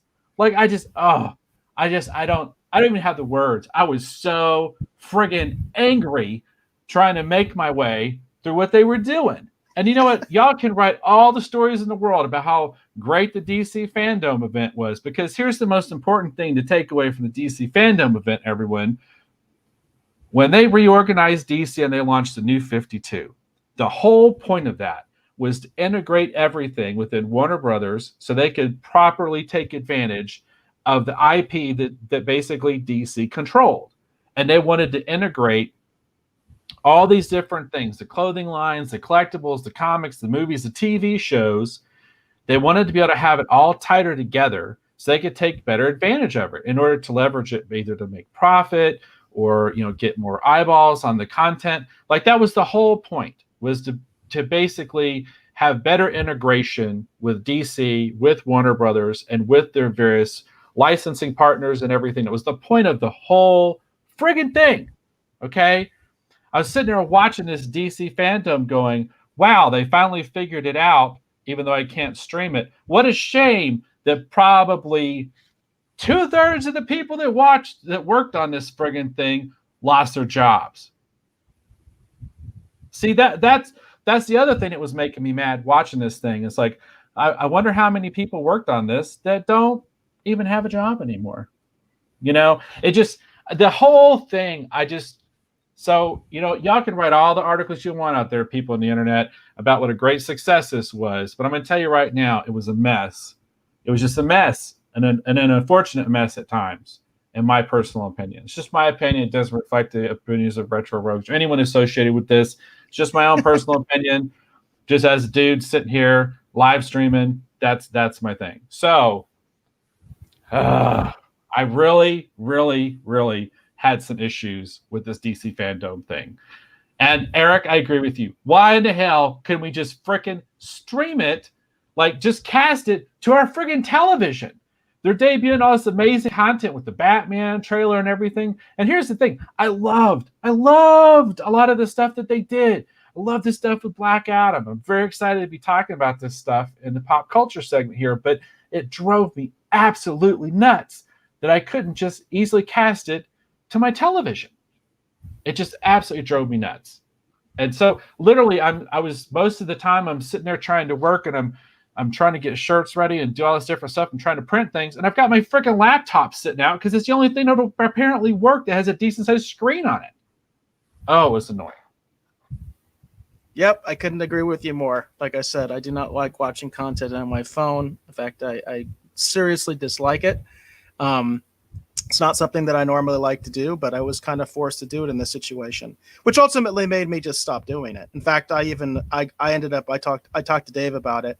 I was trying to watch the Snyder Cut trailer and got a phone call, and then I got a phone call during the Batman trailer, and I was like, I give up. Nobody calls me, by the way, and it's all of a sudden I'm getting all these phone calls right at that moment because I happen to be watching content on my phone, which is one of the reasons I don't like watching content on my phone, because if I get a text message or a call, suddenly it's interrupted, right? Anyway, we got the Rogues Gallery is talking up. Matt Vader, 74. I think this is the first time I'm meeting you virtually. He liked your colorful metaphors. Laugh out loud. He said, greetings, Matt Vader, 74. Pleasure to have you on the show. Bobby says, laugh out loud. DC makes my head hurt. Made my head hurt too, Bobby. And Matt Vader agrees. Yeah, that was sad as far as DC Fandom, as far as that approach that you were talking about. And ironically, he says, I'm watching you on my phone, lunchtime at work. Now, in that context, Matt, that makes sense. If you're at work and you're using your phone to listen or watch some content. I get that. But if I'm at home, I don't want to do that. Yeah, I totally agree with that.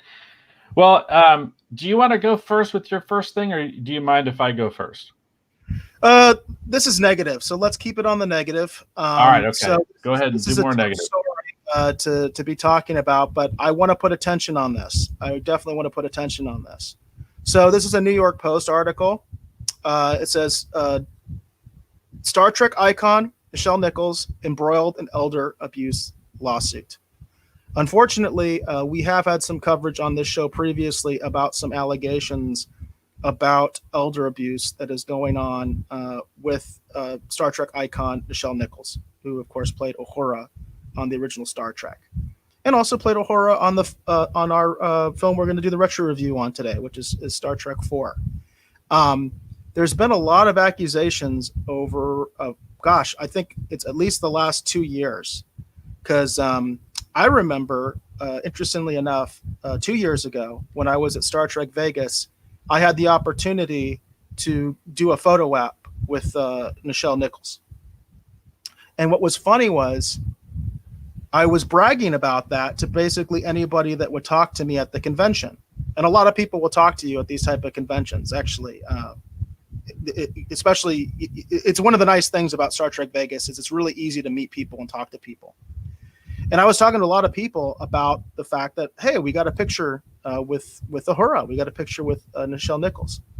And people started to tell me or ask me, how is she? How did she look to you?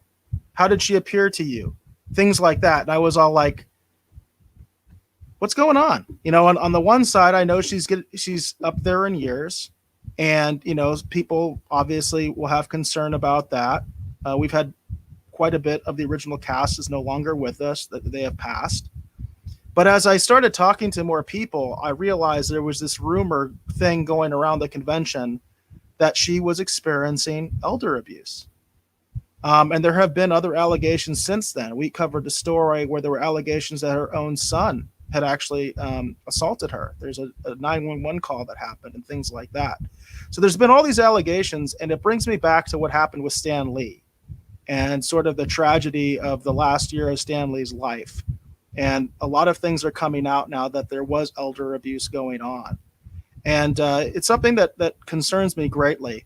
The particular allegations in this article are towards her business manager, that her business manager basically has left her penniless and stole all her money. So I wanted to bring some attention to this story. My understanding is I think there might be some sort of a GoFundMe for Nichelle Nichols now, but it's one of those stories that's been permeating for a long time. Like I said, I became aware of it literally at the convention. And one of the things I'll also tell you was people were asking me about how she was, and she was great. You know, usually when you do those photo ops at these conventions, it's like a cattle call, and you don't really get a chance to hardly interact with the actor at all. And she was very nice to us. I talked to her. I told her how much I appreciated meeting her.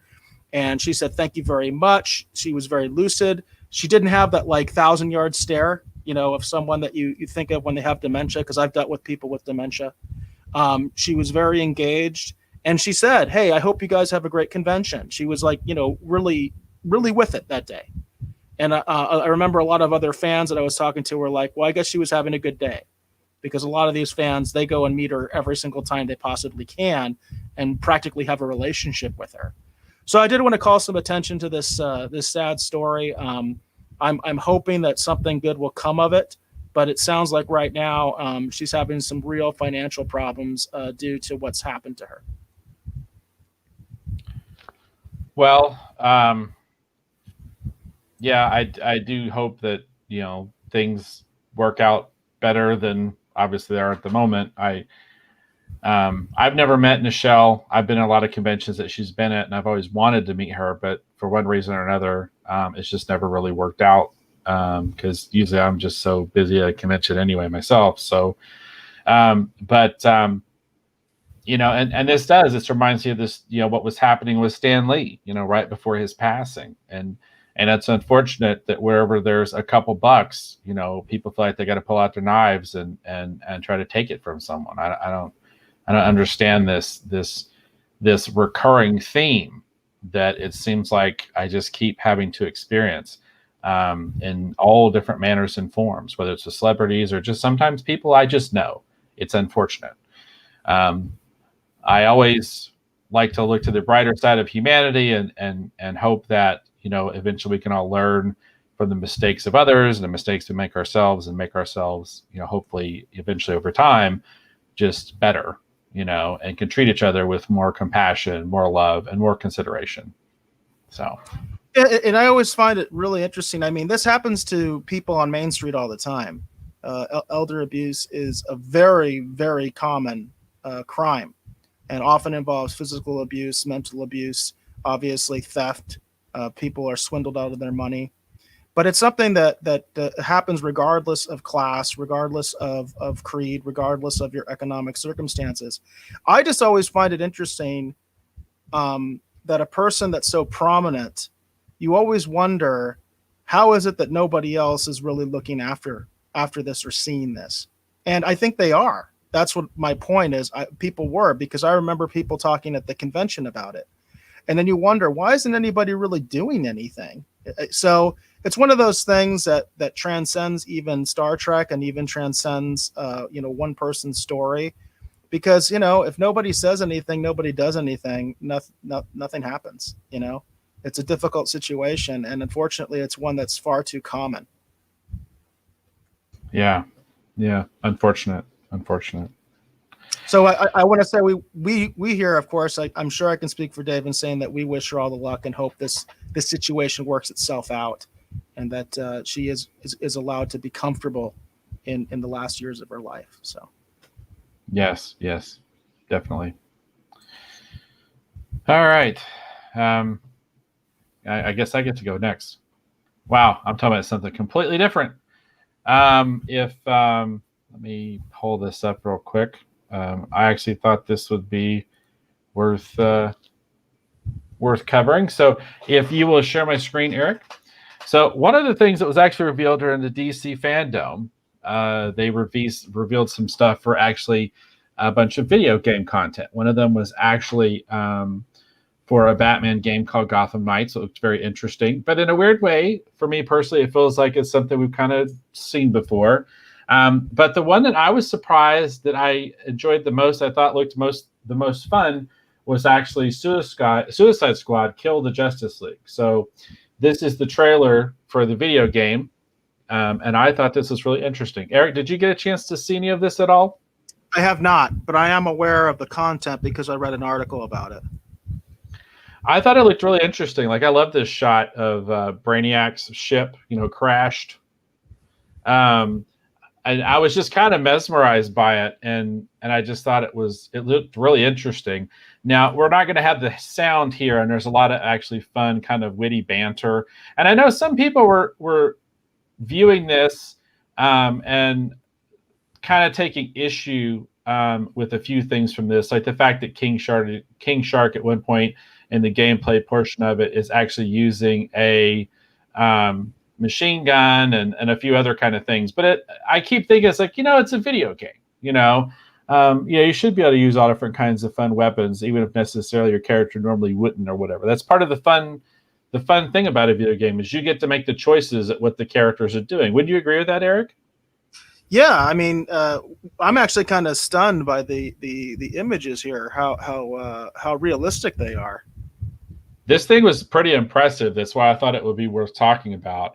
Like I said, I'm aware of, like, I was reading an article about this, but I haven't watched the trailer, so I'm literally, this is an actual reaction, like live, and these cutscenes are really well done. And the dialogue and the banter between all this squad is really good too.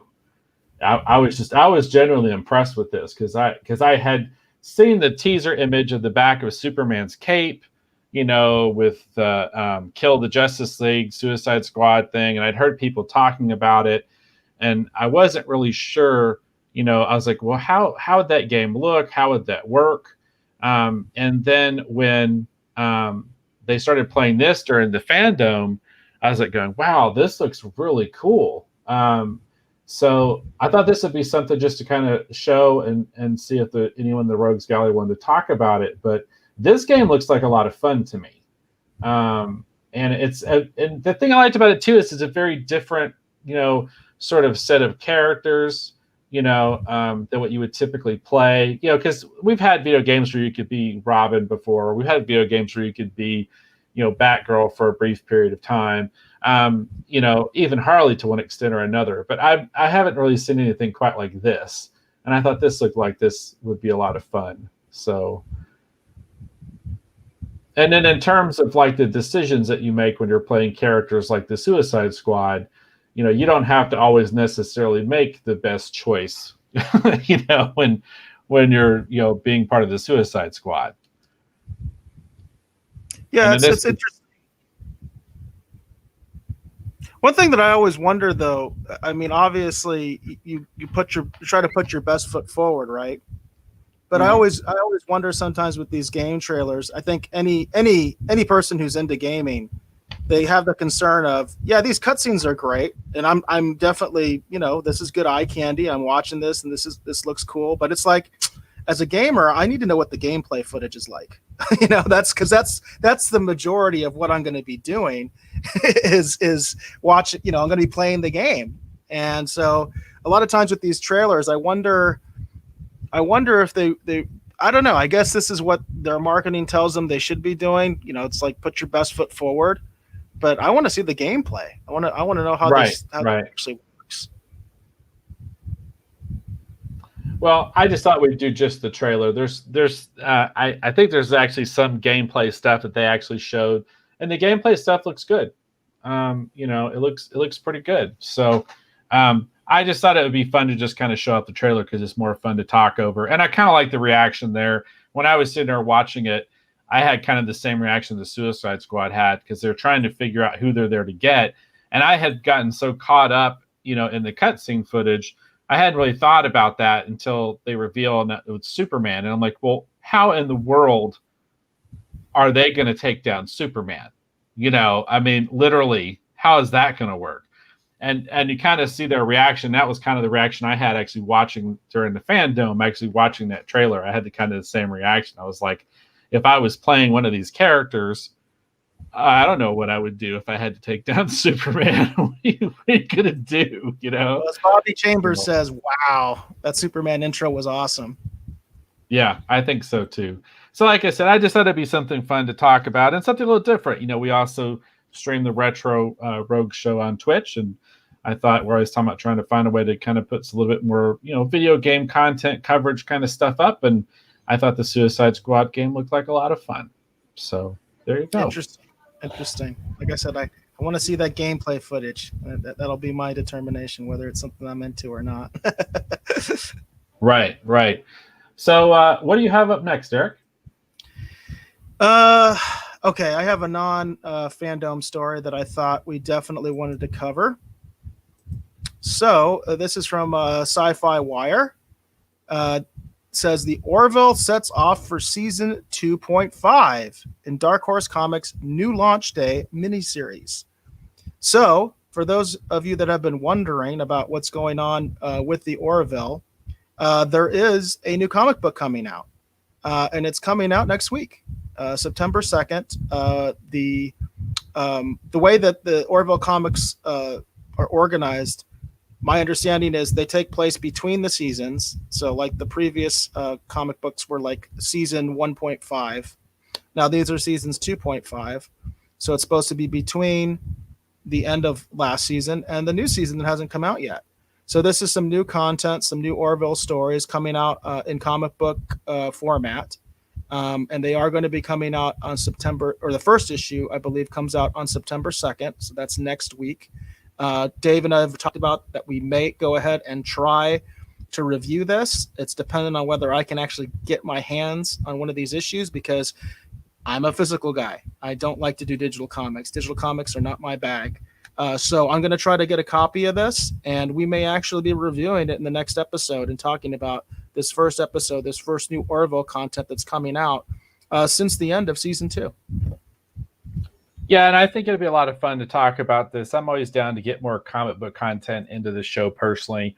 Also, this week saw the release of Three Jokers by Jeff Johnson, Jason Fabak. I've heard all kinds of different kind of reactions to it. I haven't had a chance to read it myself just yet, but I'm going to try and read it actually this weekend. And I am going to talk about it actually, hopefully on next week's show, just a little bit briefly, either at the top of the show or during the pop culture news segment, because I find it interesting because that was kind of some of the conversation we had when we watched the Joaquin Phoenix Joker film and talking about this idea, this theory that actually helped create this new series, the Three Jokers, the idea that the Joker isn't just one person; it's actually been several different people at different times, and that's how the Joker seems to continue to constantly come back from the dead, for example. It's the fact that he's not one person, he's actually different people. So it'd be interesting to see what's happening with that as well. But I'm definitely down to read the Orville comics. And I like the cover actually for this one too. I'd seen that cover before.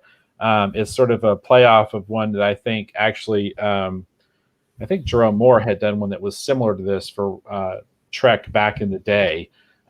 Which of course is a playoff of the George Peck or George Peak cover, for motion picture. So yeah, it looks very cool. I'm down. So it's written by Orville executive producer David A. Goldman, which that's one of the things that I think for fans, I think that's something that's important, because a lot of times with licensed comic books, as a fan, you always have this sort of debate and this issue of whether this is canon or not. How does it really fit? So my hope is, since one of the actual producers of the show is writing it, that it is supposed to really fit in to the Orville canon. As a fan, that's something that's important to me. It says the artwork is done by David Cabiza and Michael Atia. I'm sorry if I'm pronouncing those right. Those are odd names for me. But does confirm it's supposed to be coming. The first issue is supposed to be coming out September 2nd. It's a 2-part story. I'm not sure when the second issue is supposed to come out. It says the plot line centers around a Krill fleet encroaching upon Union territory.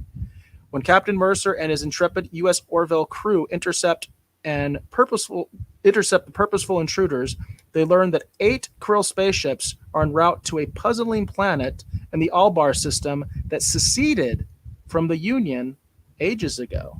So that's kind of interesting too. So that's apparently the plot line. So I'm looking forward to this. I'm really hoping that I can get my hands on this, because I definitely would like to review it on the show. So we'll see what happens. Very cool. And Michael Atia, I'm not sure if it's saying his name right either, but he's an incredibly talented colorist, and I think a really great choice actually for an Orville comic. At one time, I don't think he colored. He wasn't really coloring much stuff at DC when I was at DC, but I really, really enjoyed his work. Actually, he was over at CrossGen, and at that time, I would have easily put him up as one of the best colorists working in the industry, hands down. So he's an incredibly talented colorist. A colorist actually really helps to elevate the quality of the work. So yeah, I bet the art on this series is going to be absolutely stunning, if nothing else. So that sounds really cool. Yeah, I'm looking forward to it. So for any of you starved for Orville content, there's some new content coming for you. So check it out. Very cool. If you'll share my screen, Eric, I'll keep going. So again, continuing to follow up. I'm going to play this because we're not going to be broadcasting the sound, so I'll just talk over it. Again, continuing to follow up with the content and some of the reveals actually shown during DC Fandom. This was another thing that I was very excited for. It was cool to get to see another Wonder Woman 84 trailer. I'm quite looking forward to this film. This one was unique because it actually gives us our first view actually at Kristen Wiig as the cheetah actually transformed towards the end of the trailer. We get a little bit more actually with Pedro Pascal as well, who's actually playing Maxwell Lord in the film, which of course Pedro Pascal is also the Mandalorian.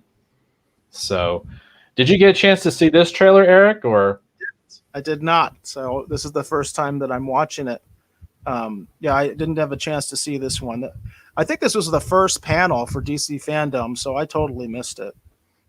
Yeah, I pretty much missed it too. And then my brother actually sent it to me in a text message quite a bit later, because I was talking about, I hate that I missed this. And he's like, oh, well, they're releasing all this stuff on YouTube. I was like, you got to be kidding me. And then he sent it to me, and I was like, well, then why am I sitting through this fandom stuff? That was cool with the lasso, and yeah. she was using the lasso like a shield. That was pretty cool. Yeah. And then they kind of show us there that her transformation to the cheetah is going to take place over the course of the movie. So she's going to continue to probably gain new powers and continue to mutate and morph, you know what I mean, until eventually by the end of the film, she's in her final form. And this is definitely much more the more contemporary version of the cheetah. And this was kind of a funny scene here, too, because he's talking about how the way he flies, they'll never find him. And he doesn't know about radar. And that's kind of a funny moment in the trailer. And then That's here's right. where we get. I was gonna say, oh, there's the reveal. Yeah, there's I guess, cheetah. The shot. Yeah. Huh. Interesting. And this is the more contemporary version of the cheetah. This is the done a deal with the devil version. Essentially, is the way I like to think of her, where she's kind of made a deal and she's turning into something else. And then Chris Pine is so great in these movies. This whole bit here at the end is absolutely hilarious. And he's like, parachute pants? He's like, does everyone parachute now? So anyhow, it's he is I so liked him in the first movie. And again, talking about things that are funny that work, he was so awesome. And I so enjoyed his character in the first Wonder Woman film. And I think we're going to get more of that in this one, because these little bits at the end with him, little comedic stingers they put at the end of these trailers, they always have me laughing. This one had me in tears, where he's got the bit and he's like, he comes out and he's like, well, I don't know how I feel about this one, but I think you'll like it. And he pulls around the fanny pack and sticks it on the front. And she's like, I think we could do better. And then he comes out in the second outfit, and that's the one where he's like, parachute pants? Is everybody parachute now? I thought that was pretty funny. So very amusing. So yeah, and I'm definitely looking forward to Wonder Woman 84. I think it's going to be hopefully a lot of fun. I know there's some drama and some different things that have been coming out. I've been seeing all kinds of different kind of reports. I don't know. I'm so tired of all this sort of the activist angle with a lot of this stuff. For me, I just hope it's a fun, entertaining movie. So, and so far it looks like it might be. I have two concerns. And the first one is I like the way that Steve Trevor was portrayed in the first Wonder Woman movie quite a bit. I really thought they did a good job there because they could have made Steve Trevor into a joke. They could have just kind of flipped the script on the sort of the damsel in distress and just had the guy in distress. And they really did a good job with them, I thought.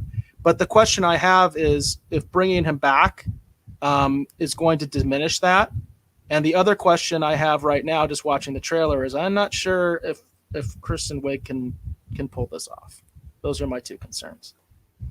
Well, that's interesting, because I definitely think that they are going to continue what worked well from the last movie. So I don't, based on what I'm seeing, is I think they're going to kind of keep it. The difference is this, in my opinion, Eric, is that in the first movie, Wonder Woman is the fish out of water. And I think in this movie, because of how much time has passed, Steve Trevor is going to be the fish out of water. So I think that'll be the only major change. At least that's what I'm hoping for. That's what I think they're going to do. And spoiler, that and he's alive. He's supposed to be dead. Well, I know, but I understand that. But you understand what I'm saying. I think that's going to be the big twist, in terms of like how they're going to handle his character. It's just, instead of, there was a lot of, intentional and unintentional comedy with the fact that she had not really, quote unquote, been in man's world before. And so they kind of had some fun with that. And I think it's going to be the opposite with this. And that it's just going to be, he's going to be the fish out of water, and she's going to be the one who kind of knows what's going on. So I don't think that's necessarily going to diminish his character. I think that's just where some of the comedy is going to come from. It's that same idea I talked about earlier. It's kind of the wacky person or whatever, and then the straight person that's reacting to what they're seeing. And we'll see how well that works. But like I said, I really liked his character in the first movie, and I think that they'll do him justice. I really think that, but we won't know until we see the movie. And I'll be honest with you, Eric, I'm not quite sure about Kristen Wiig, but if you could hear the sound, she kind of pulls this off, in my opinion. The way that they're handling her character. I mean, I think it'll work. It's kind of to me, it has shades of like what they were doing. Like Catwoman has lines like that in Dark Knight Rises. That sort of class warfare kind of idea. And I think that's what they're going to do with Cheetah. That's part of why she kind of makes the deal with the devil, essentially. Because she wants more and she thinks she can take it. So we'll see. We'll see how they pull it off. But I like Kristen Wiig as a comedic actress for sure. So we'll see. But I have high hopes for Wonder Woman 84. I think it's going to be good. I really think that. You have high hopes, and I have concerns. So we'll see. We'll see who's right. Yeah. Well, we'll see. So tell me, Eric, what else do you have up for pop culture news? Well, I thought you definitely wanted to check out I know you've already checked it out, but I know you wanted to talk about the Batman trailer. So this is a little different in that, like the other trailers, I haven't actually seen this. But what I'm going to do is I am actually going to be playing the sound for myself. I cannot play it for you viewers, unfortunately, because I don't want to get a copyright strike. But here we go. I'm going to start it up. I think it looks like it's about just over 2 minutes. So let's check this out, the Batman.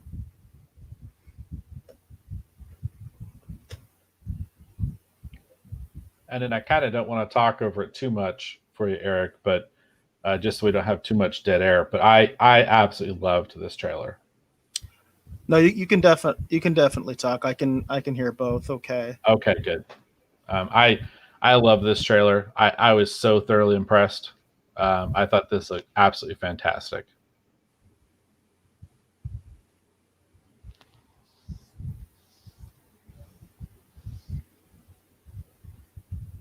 They said that basically this is kind of like Batman Year 2.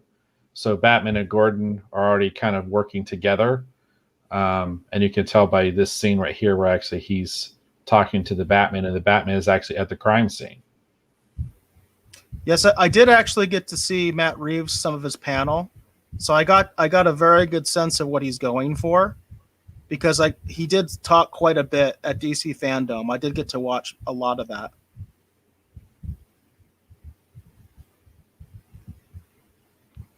And I love the way that this is set up. It's got it kind of is reminiscent of like Seven, but it still feels very much like Batman. I was blown away by this. I thought I was thoroughly impressed.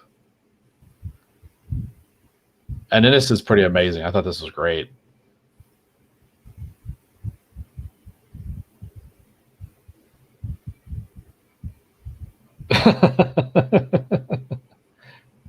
Man.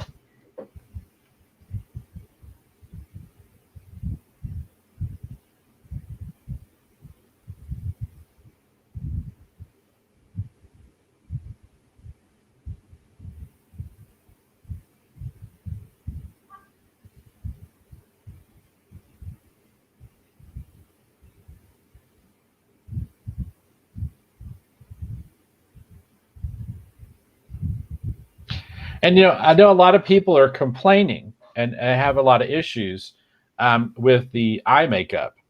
I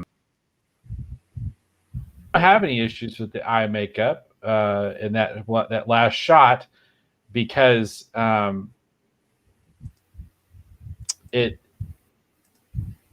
give me 1 second. I'm having some problems here with the control room, Dave. 1 second. I was going straight into the Snyder Cut trailer. You were saying though, Dave? I was going to say some people have been complaining and they've been comparing him to the lead singer of The Cure because the black eye makeup and the haircut in that last shot. But I don't think most people realize, but every single actor who's played Batman, they all have that black eye makeup on, because that's part of putting the mask on, is so you don't see because otherwise you see the skin kind of around the eyes and it looks weird. I've talked before about how I used to get paid to dress up as Batman to go to, you know, grocery store openings and special events and stuff, you know, back during the time of the 89 movie and Returns, because I had a Batman suit, and I used to get paid, you know, kind of like appearance money just to show up and be Batman and talk to kids and adults and whatever and hang out with people. And I used to put the black eye makeup on too. So I didn't have any issue with it at all, because I know that's part of putting that cowl on. You know, is putting that makeup like kind of around your eyes. You know, that's part of putting that outfit on. So I didn't have any issues with it, but I thought it was funny that I guess a lot of people don't understand that that's part of putting that bat suit on. You know, in the real world, is you have to put that stuff on. So I could understand why they would think it's like, oh, well, this might make for some interesting shots. Let's do it. You know, so. What was your impression, Eric? Well, Bobby is commenting, says, nice, true first reaction. Yeah, that was actually the first time I saw it. Funny thing about that, Bobby, as I was talking about earlier, I had tried to watch some of the DC fandom on my phone while it was actually happening live. And I did get through the Snyder cut. Somebody was calling me, and I actually said, I'm just going to finish this and call them back. And then somebody else called me while I was watching the Batman trailer, and I couldn't put off the call. So I had to actually go talk to them. So that was the first time I actually watched it. I hadn't seen it all the way through before. I saw little parts of it here and there when that call was going on, but this is the first time I've actually seen it. And you mentioned, Bobby mentions, we've seen Batman beat people up, but he viciously beat that thug. And I don't know how I feel about that. I really don't. I'm not sure if this is my Batman or not. That's my initial reaction. I'm not sure this is my Batman. I get what Dave just was talking about. I think part of that is, you know, it's like the Wizard of Oz. Don't pay no attention to that man behind the curtain, because once you do, you lose some of the magic. And I totally get what Dave was just talking about with the eyeliner and stuff like that, that if you're actually going out as Batman, you kind of have to do that to make the look right, and that actors have done that before. I'm not sure if I want to see it. I mean, that's my initial reaction. I'm not sure if that's something that I want to see on screen. I will say this. I did get to see some of Matt Reeves' panel. That was one of the few panels where I actually got to see his comments. And one thing that I got from that was that he seems very excited about what he's doing, and only 25% of the film is done. So I will reserve judgment because there's only 25% of the film done. I don't necessarily know exactly where this is going, although the director during this panel did say a lot about how this is supposed to be, like Dave said, year two. It does sound like this is supposed to be a Batman that's still trying to figure things out, but it's not an origin story. So that's a dynamic that's going to be hard to pull off, I think. It sounds interesting because you haven't really seen it done before, necessarily on screen. We've seen origin stories of Batman, but usually, to some extent or another, Batman is fully formed. In fact, the one example where you get to see that's not the case is Mask of the Phantasm. Because Mask of the Phantasm, they actually show a Batman who really who's not even Batman yet. He's just a mass vigilante, and it doesn't work. Yeah, it actually doesn't work. He mentions in that film, well, that people weren't scared of me. They just weren't scared of me. And you can kind of see that in real life. Like, you know, there's been real vigilantes in real life, and generally they're considered jokes, you know, especially people that try to dress up and things like that. So interesting. You know, I don't know how I feel about it. I really don't. You know, Bobby, like you mentioned the scene of him viciously beating that guy up. I don't know. I don't know if that's my Batman. We'll have to see. I will reserve judgment because the director said only 25% of this film was complete. So I think he just wanted to put out something, and I think it's getting a mixed reaction. I think that's what's happening. But you're talking about a film that's not done yet. Well, I am looking forward to it. I thought tonally it was probably in the right space for me personally. I like the cinematography of it. I'd seen a lot of still images of the bat suit, and I mean, I'm not going to judge the film, top to bottom just because of the bat suit. Of course, we'd seen some images of the Batmobile. They had released those previously, so we've seen quite a bit of sort of still images of a lot of this, stuff that they've been working on. I honestly, I was just genuinely impressed by the trailer. I'm very excited at the idea of we might actually get a mystery, like an actual mystery story where Batman is trying to actually solve a series of crimes. I've heard that they're taking some inspiration actually from The Long Halloween. There's some inspiration actually coming from the Darwin Cook story Ego. They actually referenced that in several panels on Saturday. So they're kind of looking at interesting material, and they're approaching Batman in a different way than what we've seen previously.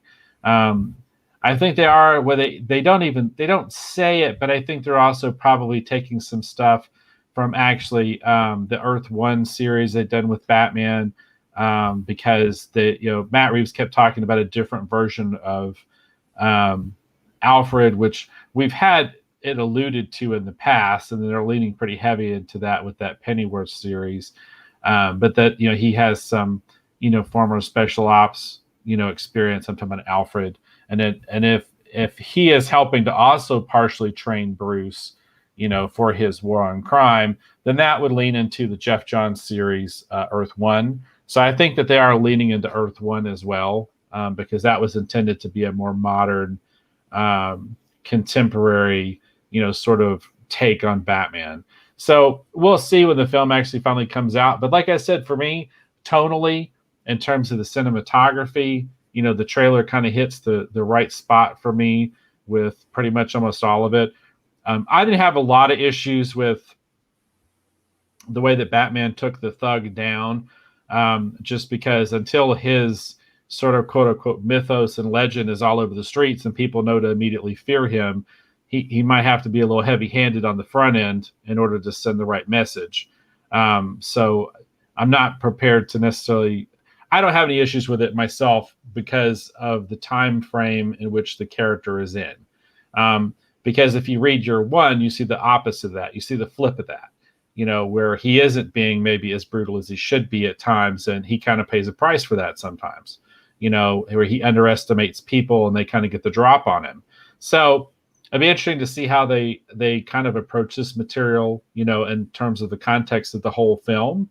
But I just felt like that tonally, and first general impressions, I was genuinely impressed. I wasn't sure what we were going to get from it. So I was just genuinely impressed. And then, do you have anything else for the pop culture, or is that going to be it for pop culture tonight? No, I don't have anything else for pop culture. Okay. I'm going to throw just a couple things out there real quick. We didn't really talk about the Black Adam content too much. That was one of the things I found that I was the most excited for. Part of the reason we didn't cover it is because, at least in my mind, why I didn't choose to cover it is simply because a lot of it is just The Rock talking about it. And there's some animated storyboards, and you kind of have to have context. And since we can't just play the audio, while we're showing it, it's just sort of like it'd be just him kind of talking while we're talking over top about what he's talking. And I felt like that'd be stupid. So that's why I didn't cover the Black Adam content. But I'm very super excited for the Black Adam, what they're doing with that, the introduction of Hawkman, the introduction of Dr. Fate. Very, very excited for what they've got going on with Black Adam. Really excited for The Rock to be playing this character. And hearing him talk, I think he understands, what he needs to do as an actor to portray this character. And in addition to that, one of the other really exciting things about what he was talking about is you could definitely tell that they're going to be borrowing elements from Black Rain. Black Rain is actually one of my favorite comic book series of the last several years.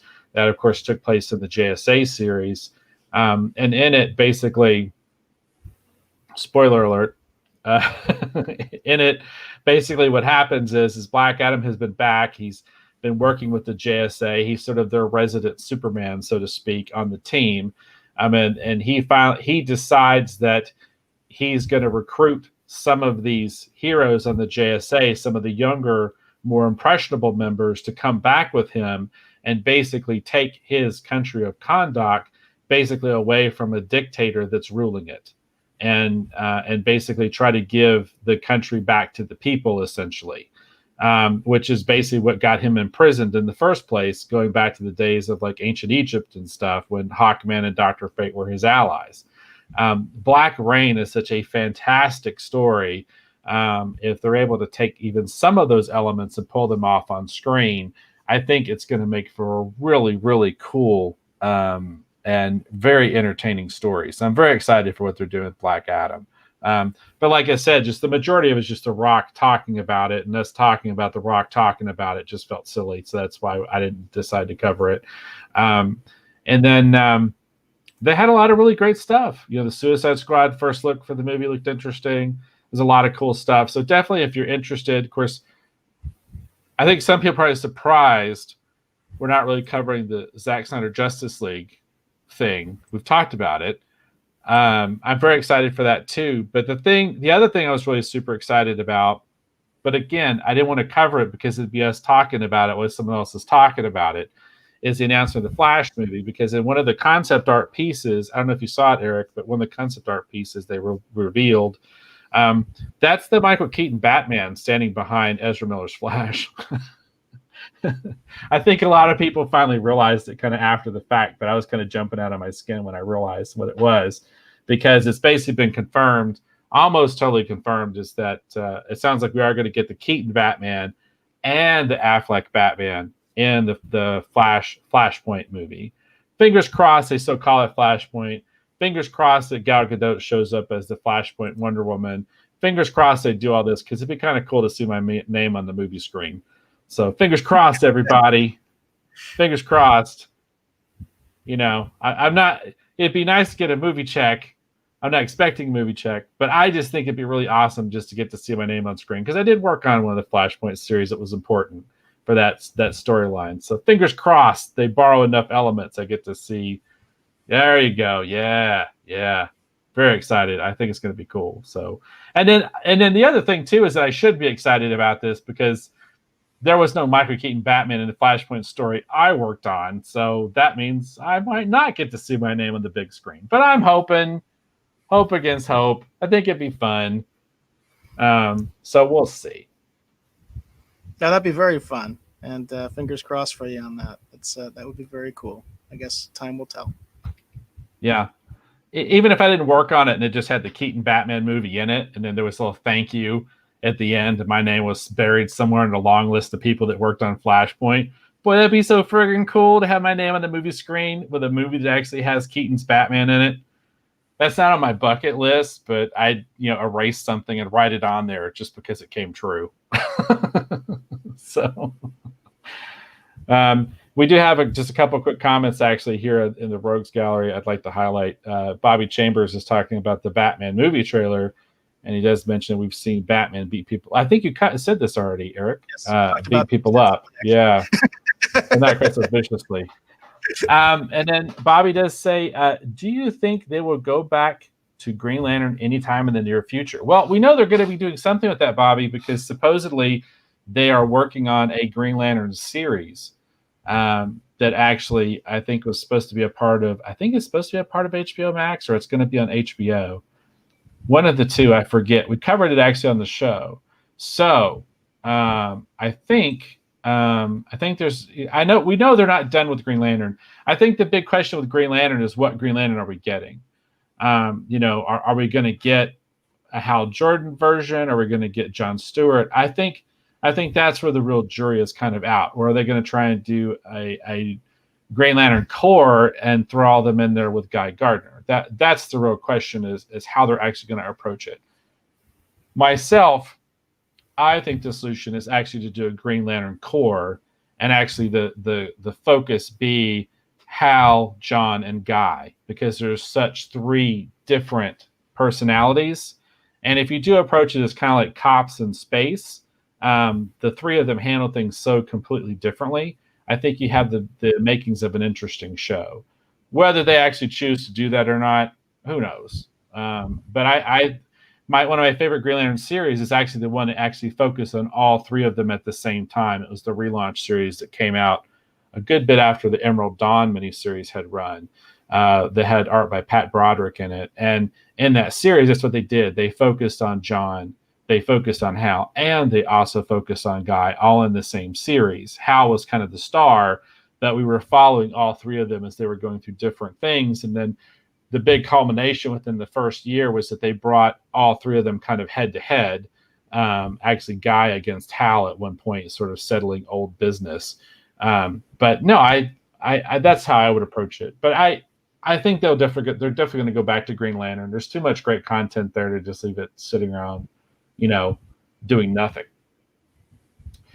And then Bobby says, I'll actually read the credits. Laugh out loud. Yeah, well, I like I said, I don't know if it's actually going to happen or not, Bobby. When they originally announced they were doing a Flashpoint movie way back when, I think there was a stronger chance. Because if you look at the films that came out during that period, a lot of them had the New 52 sort of content very much ingrained in them. I mean, the Suicide Squad is pretty much the New 52 version of the Suicide Squad. They just traded Killer Croc for King Shark. We'll see. We'll see. I just think it'd be kind of fun. For me personally, as a DC Comics fan, as a comics professional, as a movie fan, to get to see my name on the big screen in that context would be a lot of fun. And that's just for me personally. I just think it'd be kind of cool. It'd be very cool. And then, yeah. All right. Are we good to segue over into Streaming Wars? Sure. All right, cool. I'll just set it up real quick. So the Streaming Wars segment, we talk about anything that's interesting that's happening in the world of the Streaming Wars. You may ask yourself, Streaming Wars, Base God, are we talking about fishing? Are we talking about streams? No, we're not talking about streams of water, everyone. What we're talking about with Streaming Wars is we're talking about live streaming, like our show, or we're talking about just streaming video in general. We're talking about all these amazing services all of us enjoy, and a lot of us are subscribed to, things such as Hulu, things such as Netflix, things such as maybe HBO Max. Not for DC Universe too much longer, because I think the writing's on the wall. But anything, we're just talking about anything that's happening in the world of the Streaming Wars that we think you, our dear valued viewer, our dear valued listener, would find interesting and worthwhile of discussion. So tell me, Eric, what do you have up first for this week's installment of the Streaming Wars? I found an article that I thought was kind of interesting that was talking about a sort of different aspect of the Streaming Wars.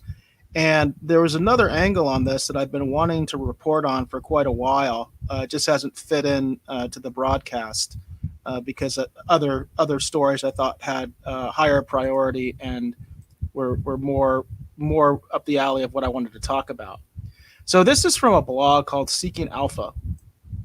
And it says, the headline reads, Roku, the ultimate winner of the Streaming Wars. Now, for people that don't know what Roku is an actual piece of hardware, an actual device that you use to stream content on your television. And then my understanding is I think there's some smart TVs that have Roku incorporated into them as well, as opposed to just getting an actual device that you put off to the side, similar to a Chromecast, similar to Amazon Fire. In fact, those would be their main competitors along with Apple TV. So it's an interesting position that Roku is in. Now, this article is actually pretty good because this article actually is talking a lot about the possibility that Roku stock might be a good buy right now. We do not give financial advice on this show, but this article definitely piqued my interest. And I personally am going to look into this about whether Roku might be a good investment for me right now. But I thought this was really interesting. So the basic idea in this article that's presented is that Roku is in a good position specifically because they are viewed as a neutral party in the streaming wars. As I mentioned, the main competitors of the Roku devices are Apple, which Apple has their own streaming platform. In addition to doing the Apple TV devices, they actually have their own content with Apple TV Plus. You have Amazon. Amazon, of course, produces their own content. We actually reviewed an Amazon film not too long ago called The Vast of Night. They actually do acquire content. They produce their own content. So in addition to the fact that they're doing so many other things like delivering things, and holy cow, Amazon is doing a million different things. They are a producer of content in addition to providing the Amazon Fire Stick and smart TVs. Like my brother actually has an Amazon smart TV. He has a smart TV that has Amazon Fire incorporated into it. Google, interestingly enough, I say that we kind of forget this sometimes, but of course, Google is a player in the streaming wars because they own YouTube. And YouTube, as we've mentioned in our coverage before, they actually are by far the number one mobile streaming content provider. We've done some coverage about Quibi and whether Quibi is going to be around much longer. That's the space that they've been competing for, is the idea of, people that actually want to watch stuff on their phone. Me not being one of them. I am not someone who enjoys watching stuff on my phone. I like to watch stuff on my television. But Google is definitely a player as well, and then they have Chromecast. So interestingly enough, I didn't realize this. Apparently, Roku used to be part of Netflix, and what happened was the CEO of Netflix decided to separate Roku from Netflix because he was concerned about the idea of neutrality. This article talks about how this was in 2008, and he had the concern about whether he could actually call Steve Jobs and make a deal with him about Netflix being on Apple TV if they still had Roku, because he was saying, well, we're competitors now, that might not happen. So it's really interesting. So this article talks about the fact that Roku is kind of doing what it's doing because it's seen as sort of a neutral third party. And part of the reason that I'd wanted to talk about Roku before was right now HBO Max and Peacock don't have deals on Roku. They're not available on Roku right now. They're still negotiating deals, which I think is really bad on them, bad on HBO Max and Peacock. It's one of those things where you're like, were they really prepared, before they came out? And I've been critical of both of them because I think they're not as prepared as they should have been for the streaming wars. But I just thought this was interesting. Like I said, this particular article talks a lot about the possibility of Roku being might be a good investment right now. But I just thought that they're an interesting front on the streaming wars when you talk about actual devices that people are using to stream content on.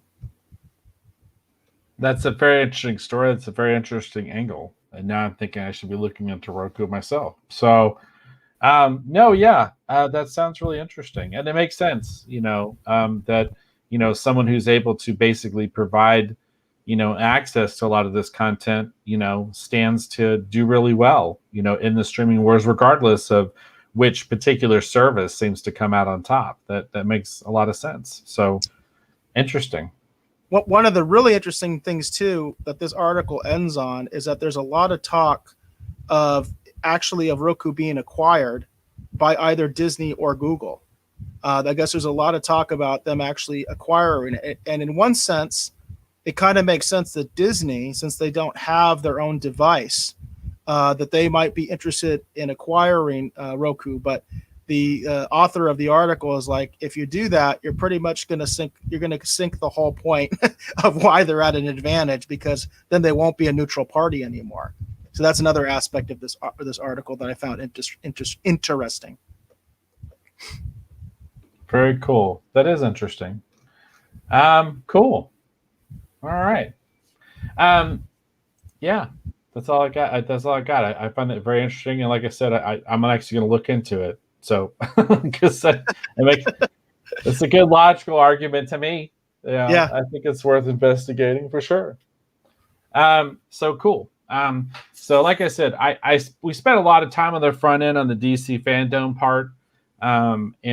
Most of my content's going to kind of be directly or indirectly kind of related to what's happening over at Warner and DC, because I just obviously spent a lot of time, thinking about it and reading it, looking into it during the fandom event. So if you wouldn't mind sharing my screen. So this is over. We've got this covered. It's by Scott Campbell. This actually ran 3 weeks ago. So it's kind of older, and it's something we've talked about before. But basically the headline just reads, DC Universe might be shut down and absorbed into HBO Max. And there was some other articles I could highlight, but I brought this one up just because, and this was all but totally confirmed, actually by Jim Lee of all people. If you're actually watching the fandom, actual content, some of the things that he was saying, but it just says streaming wars are continuing to heat up. The HBO Max and NBC Universal's Peacock this has recently entered, and this is kind of older. And the two newest combatants already boast a combined subscriber count of over 15 million, despite only being in the game for a matter of weeks. Based on the whirlwind of recent announcement, all signs point to Warner Brothers relying heavily on their DC outpost as one of HBO Max's major selling points, with Zack Snyder's Justice League, J.J. Abrams' Justice League Dark, and Matt Reeves' Cop Show that's set to act as a companion piece to the Batman, all heading exclusively to their in-house platform. Now, this is also part of the reason I wanted to bring this up, not directly for this article, but because of what it brings up in the article. This is something that Matt Reeves actually talked a good bit about on the fandom. He talked about this Gotham police-centric show that they're developing and how it would tie into the Batman. And I thought that was really interesting. Did you get a chance to listen to any of that portion of his talk, Eric? Quite a bit, actually. That's the point that I think I started listening or watching that. I thought it was really kind of cool and interesting that they're doing that, because I had always felt like that when they announced Gotham, I felt like that Gotham, to me personally as a Batman fan, was a bit of a missed opportunity, because I felt like that the way to do a Gotham type show is that Batman is already there and he exists, but he may only show up for like basically sort of like, the season 1 to season 2 cliffhanger, and then other than that, as the cops show up, every once in a while you catch a little bit of the cape with that sound, like that fluttering wing sound they sometimes make with Batman's cape. And so that he was just there and he had been watching, like the cops show up and they bust these things. It's like, I told you, we didn't need the Batman's help after all. And then dun, dun, dun, the camera kind of pans up and you see he was there watching them the whole time. It might have helped him. And you get the fluttering sound of the cape and it kind of comes over the screen, and you don't have to spend a lot of time showing Batman, but that's all you would need, right? And it would work. So I think it's really cool that they're doing that with the show that Matt Reeves is working on for HBO Max. I think that's really cool. And once they get some of this content actually on HBO Max, I'll probably subscribe to it. But you got to get that content on there first. Just going to put that out there. So, and then it says, as we continue on, it says, this led a lot of people to wonder what the future for DC Universe, which we all know the writing's on the wall and it's all but done, because there's little need for the same company to own two separate streaming services. It's like, yes, Dave, we've heard this all before, but just bear with me. Specializing in comic book output, HBO Max is already co-producing Doom Patrol, and Swamp Thing was canceled almost as soon as it hit the air, meaning the content continues to be pretty thin on the ground. Well, I wanted to bring this up because they mentioned Swamp Thing was canceled. We've already kind of talked about it before, but if you go on the internet and you search, they actually did release a trailer for Swamp Thing actually coming to CW.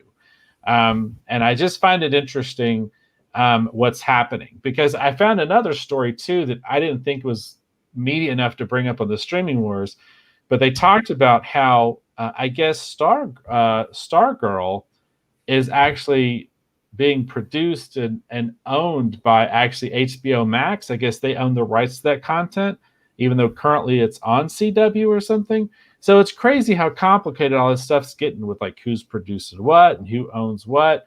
And the situation over at Warner's is particularly murky and kind of interesting to follow. But I primarily wanted to bring this up because I thought it was really kind of cool that even this far back that they were talking about this companion series for the Batman. And I just personally find it terribly entertaining that people are still talking about Swamp Thing, because there was a lot of shows, because I kind of stopped watching and listening to a lot of the YouTube commentary shows about the time that I left YouTube. Up until then, I was a big YouTube consumer for that content. And then when YouTube ran me off with, everything that they were doing, I kind of stopped watching and following a lot of that. But it was very interesting to me how much time people were, kind of going, well, Swamp Thing's dead, it's done. Swamp Thing's dead, it's done. I don't know why you keep bringing it up. And yet here Swamp Thing is still going. And I'm wondering how much longer until we get a season 2 announcement? Just putting it out there. So there you go. Yeah, that's interesting. I don't know. That's a good question.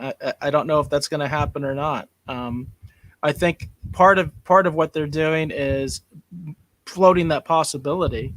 Obviously, if a show is successful in a different format, there's always a possibility that it can be renewed.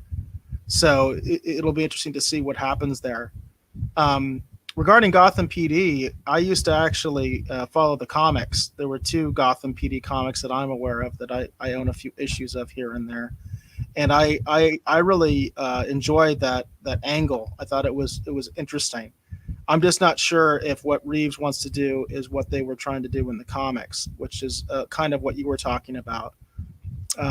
We'll have to see, and it's going to be a while before that comes out too. So who knows if it's even going to be what he said it's going to be by the time it actually comes, into by the time people can actually watch it. Yeah, it'll be interesting. And that's the thing. It's like, it was weird because we get the announcement of all the layoffs and all the chaos and everything happening at DC, and you get the feeling that the execs are coming in and they're cleaning house because they got to get this mess under control, and this all this whatever. And then you turn around and you look at some of the stuff that they've been working on, whether you're talking about the Suicide Squad film, whether you're talking about the Batman, whether you're talking about what they've got going on with Wonder Woman 84. And there is some interesting productions and interesting things that they're working on. So I don't know. We'll see. We'll see what happens. I'm a big believer in the DC universe and the characters and the content. So we'll see. We'll see. And the other thing I found interesting about this too is that in the midst of all that's been happening with the pandemic, DC and Warner Brothers have been making a very concerted effort to make sure everyone knows we're still here, we're still working, we got this cool stuff coming, and they're just they're actively promoting and showing people what they're doing. And I find it kind of weird that Marvel has been so completely silent. I mean, have you noticed that too, Eric, or is that just me? No, I think that's a fair observation. Yeah, but of course the most of the Marvel productions actually that have been greenlit that are supposed to be coming out are on Disney Plus. I talked about that. I think the last time we even talked about anything from Marvel, about the fact that there's nothing really being talked about in terms of feature films other than Black Widow. Everything seems to be, it's like, WandaVision, the Loki series. There's the new Captain America series with Falcon as Captain America and the Winter Soldier. It's all supposed to be Disney Plus content. Yeah, but that's the thing I just find really interesting, is that they've just been so completely silent during all this, because theoretically those productions, had been theoretically filming and actually putting stuff together, way before the pandemic supposedly, hit. They've been working on that stuff for a long time. So I'm curious to see what eventually is going to come out, come from Marvel. I think the biggest release from Marvel that's happened in the midst of all this is that we got the tease and the reveal that Lockheed, the little purple dragon from the X-Men comics, is actually in the New Mutants movie. Did you see that? No, I didn't. I did not see that. Yeah. Well, again, this is probably not worthy of talking about during the Streaming Wars segment, but I just wanted to finish throwing my opinions out about what DC was talking about during their stuff, because that's what I've kind of mostly wanted to focus on. So that, like, with that, that's the end of my contributions for the Streaming Wars. That I just wanted to talk about it because I just found it so interesting, all this content that's originating, on the streaming services, it's now migrating to other stuff. And then, of course, we've got the Justice League thing playing right now. And of course, the big reveal there is that they're going to make this thing into like a 4-part, 1 hour, like a 4-hour thing, which right. I think is really kind of cool too. I feel like that's a big win for HBO Max whenever it comes out. Huge win when it comes out. So yeah, exactly. Anyhow. No, that's the truth. That's exactly the truth. You know, you have all this stuff, these trailers and everything like that, but it's like, well, when are we actually going to see this stuff? So, Yep. All right, so that's it for me on streaming wars. What else do you have, Eric? no, that's it. That's all I got for Streaming Wars. Okay, One and cool. All right. Well, in that case, let me get the little bumper graphic up, and we can maybe segue over into talking about our retro review. Um, let me close this out. Um, sorry, everybody. I've been having issues with my laptop here lately with getting the graphics to load up quite the way I want them to. Okay. All right. Okay. So in this episode of Retro Rogues, this is going to be our Rogues retrospective for this episode. We're obviously going to be talking about Star Trek IV, The Voyage Home. This film came out in 1986. I think for me, I stated earlier, I know we haven't gotten too far into talking about the film just yet, but for me personally, as I mentioned earlier, I definitely do consider Star Trek IV: The Voyage Home to easily be one of the best Star Trek movies that they've ever made. So I'm going to read the synopsis, hit a little bit of the crew and the cast here just real briefly, and then we're going to do, as always, the Rogues Retrospective. We're going to start off by talking about how we first heard about the film, our initial impressions when we originally saw it, and then we're going to talk about how we feel about the film today, having actually just recently rewatched it, giving it kind of like a context within, the film as it sits today. So again, this is Star Trek IV: The Voyage Home. It came out in 1986. This is the synopsis. It just says, to save Earth from an alien probe, Admiral James T. Kirk and his fugitive crew go back in time to San Francisco of 1986 to retrieve the only beings who can communicate with it, which are humpback whales. Sometimes this movie is actually affectionately referred to as Save the Whales. This, of course, stars William Shatner, Leonard Nimoy, DeForest Kelley, James Doohan, George Takei, Walter Koenig, Nichelle Nichols, Catherine, I think it was Hicks, Mark Leonard, Robin Curtis. I mean, just an amazing cast. Brock Peters, just a really, really great cast. I think for most Star Trek fans, this is pretty much a classic. This was directed, of course, by Leonard Nimoy, which is really kind of cool. I always found it interesting that Leonard Nimoy had actually directed this one. Of course, he also did Search for Spock.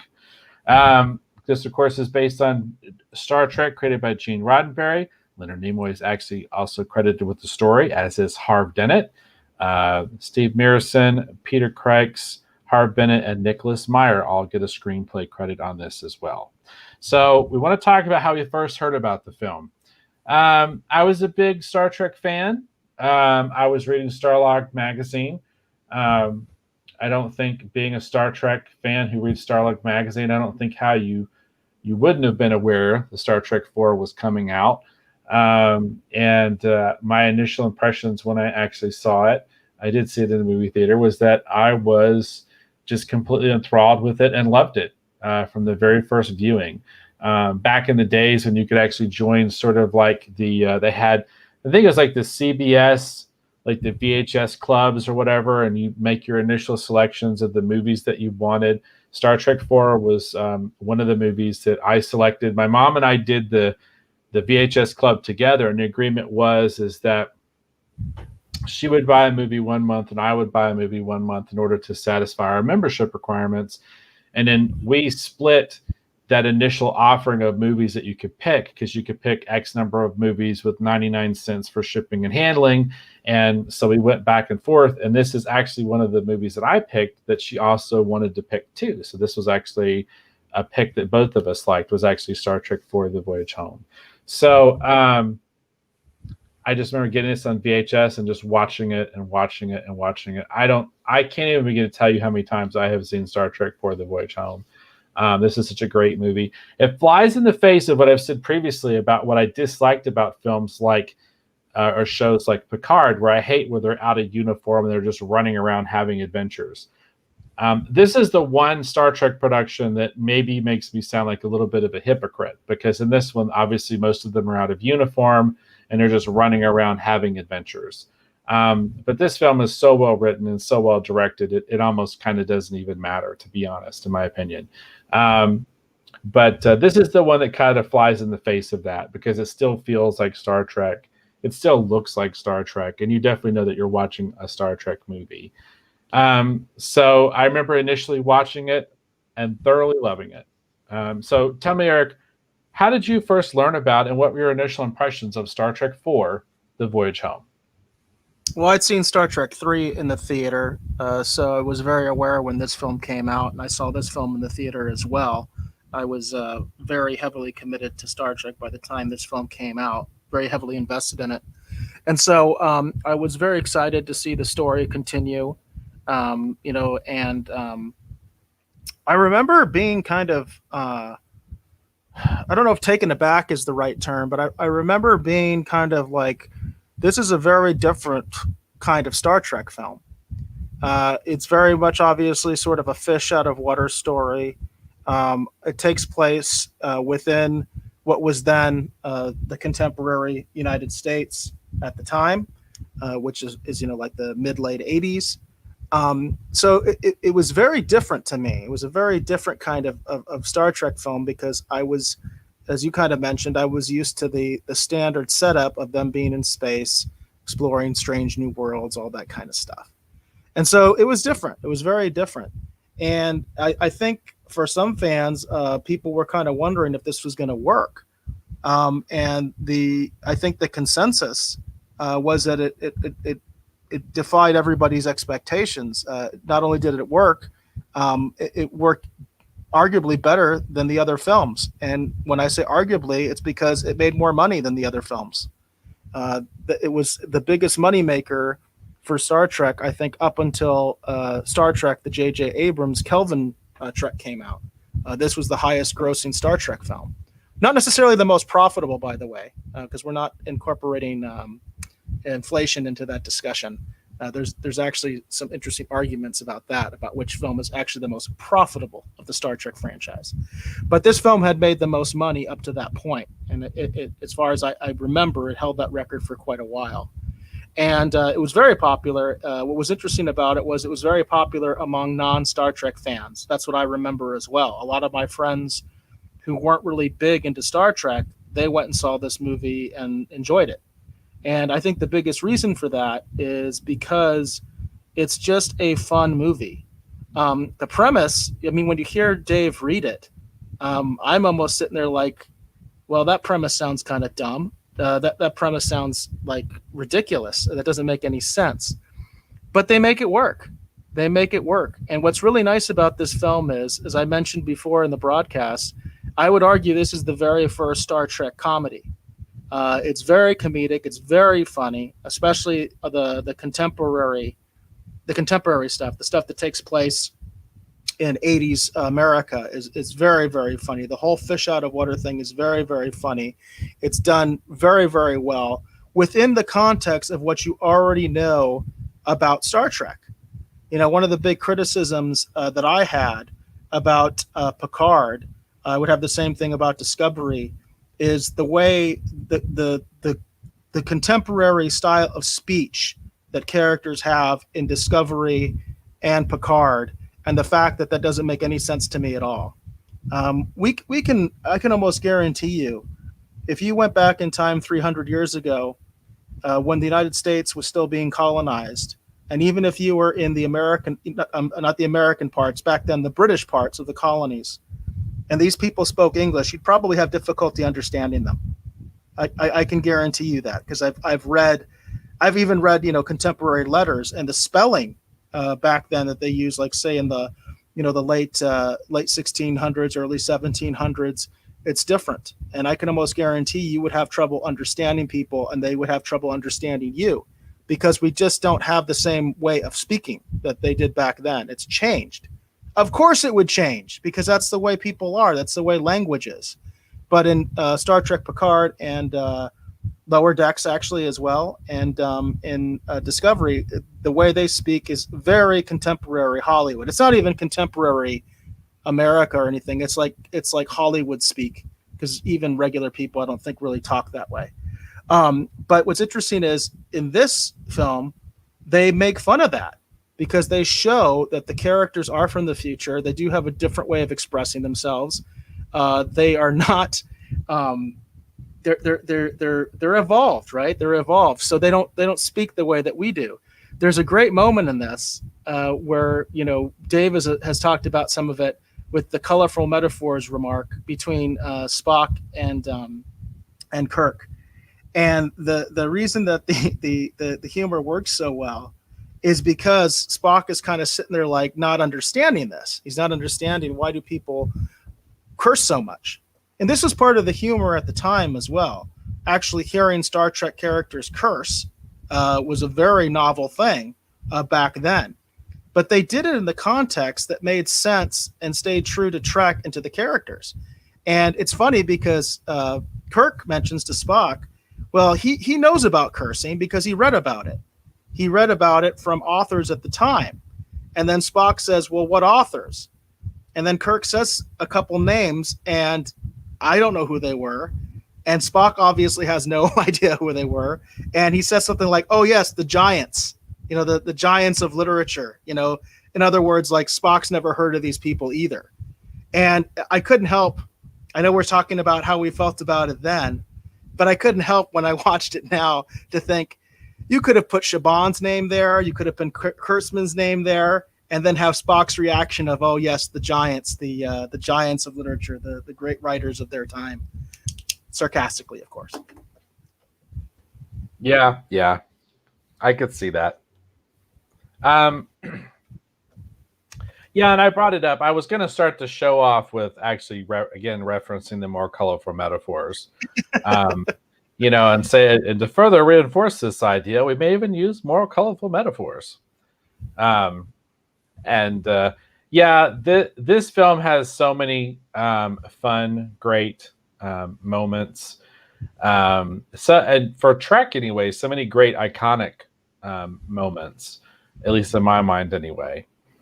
And there's a lot of really great stuff with Spock too, because in this film, because Spock is still recovering from basically returning from the dead, there's a great scene too where and I love it too, where McCoy kind of saddles up next to Spock when they're on board the Klingon bird of prey, and they're getting ready to attempt this mission.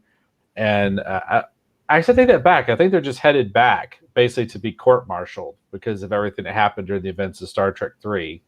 And he settles up next to Spock, and he's asking him. He wants to share, what he experienced when he died. He's like, you really have gone where no man's gone before. And then Spock kind of gives him this very eloquent kind of thing. And then McCoy has this reaction where he's like, are you saying that I have to die to discuss your insights on death? There's so many just really, just truly great moments and so much wonderful stuff with Spock, with McCoy, with Kirk. And a lot of the other characters too that we get to spend a lot. We got to spend a lot of fun time even with Chekhov and Scotty and Uhura. Like, this film does a really good job of kind of having everyone gets to kind of have a fun scene and a fun moment. And so dramatic at times, in relations to how the characters feel about each other. And it definitely feels like that they're definitely a very tight-knit crew and that they're a family and they look after each other. There's just so much. This movie to me is just very much quintessential Trek in all the, in my mind anyway, and all the, kind of the best ways. Because when I think of truly great Star Trek movies, and obviously this is shadowing how I'm going to tell you how I feel about the film today. This film is one of those great Star Trek movies I recommend everyone must watch, like with Star Trek II, The Wrath of Khan. Like, if you're only going to watch 2 Star Trek movies and that's it, you have to watch Wrath of Khan and you have to watch Voyage Home. Now, most people would say it's better to do 2, 3, and 4 so you get the whole arc. But I know for some people, it's like, I don't know how, like, you have to be really into Trek and just love the journey to really, in my mind anyway, appreciate 3. Um, but that's just my own personal opinions. So again, as part of the Rogues retrospective, we want to talk about how we feel about the film today. So in terms of, you were talking about some of the past callbacks and things like that, we have comments from the Rogues Gallery. And Manasant, by the way, great to have you on the show. Always a pleasure to see you commenting. He mentions Star Trek 4 did have some grounding in past TOS adventures where they gone back in time. For instance, the Gary 7 episode. So I think that kind of stuff is what may have led to this fun romp through contemporary America. And Manasant, I think that you are correct. I think that that's absolutely one of the reasons that they made this film. The characters even mentioned that, Kirk says, "Hey, we've time traveled before. It's not something that we haven't done." So I think you're absolutely correct about that. No, yeah, and I totally agree. I quite like the Gary 7 episode quite a lot. I think isn't that Assignment Earth, I think is the name of that episode. I could have that wrong. Correct, And the Gary 7 character is a character that, because I think that they intended that to be a backdoor pilot, and it obviously didn't, unfortunately, go forward. But I know that they've done a series of actually Star Trek, novels, and I know they've actually done a couple comic book series actually following up and continuing the adventures of, the Gary 7 character. We have plans to parody that actually in Red Skirts down the road. So, but no, yeah, definitely kind of set up, the fun romp that they're definitely having here. And it is fun too, because in the original series, they obviously spend more time visiting kind of more 1960s America. So it is kind of fun to see it jump forward and visit, at least at that time anyway, 86,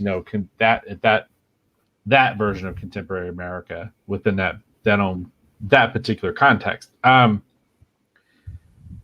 So I was just about to say, as part of Rogue's retrospective, we need to talk about how we feel about the film today. I obviously, as you can tell, I love this movie. Rewatching it, I love everything about it, and I can't recommend this movie enough to anyone. Like I said, if you're only going to watch 2 Star Trek movies, or if you're interested in Star Trek and you want to just see 2 movies that pretty much tell you the majority of, anyway, in my mind, if you're going to just look at the movies, what are the 2 films you should definitely watch? I would totally say that Wrath of Khan and Voyage Home are the 2 that you should watch. And then other things about this movie too, Eric and I have talked off camera about how much we both, and I don't mean to speak for you, Eric, but you can tell me if I'm wrong, but we're both big fans of the red tunic era of Star Trek, correct? It's my favorite uniform. Yeah. And I love this era. And one of the things I love most too about this movie is how, even though it's basically just a redressed Reliant, I love how we start with the Saratoga and we see a different crew. You know what I mean? And they're all in the red tunic uniforms and stuff. And we get to see more of Starfleet Command. And I just love all the trappings of Star Trek and getting to see more of it. As brief or as little as they show of it at times, I just love seeing all the different alien species, and it's just I love this era of Star Trek so very much, and I think that's part of the reason I love Voyage Home so much, is because we get to see more of Starfleet Command and kind of more another ship and another crew, and just all that stuff for me is always so much fun. But yeah, I can't recommend. Grandfather, right? Was it Admiral Cartwright? He's in he's in Star Trek 6 as well as so. Yeah. I make the argument that should be canon. That should be Sisko's like great grandfather, since it looks exactly like his dad.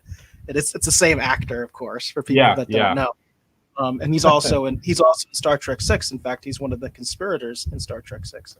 That's kind of neat too. They obviously use a lot of the same actors in different roles, for Star Trek, and I think that's kind of fun as well. Yeah. So as far as the retrospective for me goes, I literally I can't recommend this film enough. Um, I can't recommend it enough for the heart, for the humor, the message it has to say. I can't recommend this film enough. To me, this is quintessential Trek, as much as Wrath of Khan is too. Um, so tell me, Eric, having actually just recently seen the film, how do you feel about Star Trek IV: The Voyage Home today? Well, it's just as good as I remember it. It's so much fun. As a hardcore Star Trek fan, there's just so much to pick up from previous episodes. I do disagree with Dave a little bit about omitting Star Trek 3. I think Star Trek 3 is highly underrated. And one thing about this movie that people forget is this is the end of the only real Star Trek trilogy in film. So even though it happens in the middle of the series, that's why people sometimes don't get it, because it's not like 1, 2, and 3 are a trilogy. They're not. The motion picture has almost nothing to do with the Wrath of Khan, but the events that set up this film started in Wrath of Khan, and then of course they continue with Star Trek 3, which I think is underrated because it's sandwiched between two of the best Star Trek films, and I think that's why it's underrated. But personally, for me as a fan, I think watching all three of those together in that light is really interesting when you realize that it is a trilogy, and this is the concluding chapter of that trilogy. Now, of course, the thing about Star Trek 4 that's also interesting is I know lots of people, especially at the time, who watched this without watching any other Star Trek. And that was one of the reasons I think it was so successful at the box office, was because you absolutely can watch this film without knowing anything about Star Trek, or I should say knowing very little about Star Trek, and you're going to enjoy it. That's what's so cool about it.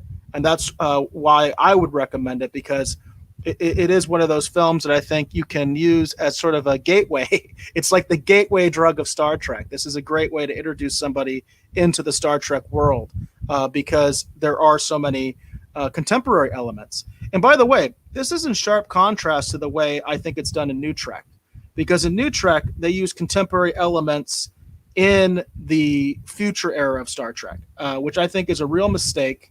I think it's not Trek, not real Trek in my mind. This is the way you do it. This is the template. This is the template to humor in Star Trek, in my opinion. Much more so than what they're doing on Star Trek Lower Decks. It's really funny. I have seen this film many times, and I saw it at the theater, and I was still laughing out loud at certain parts, because there's just so much heart to it for me.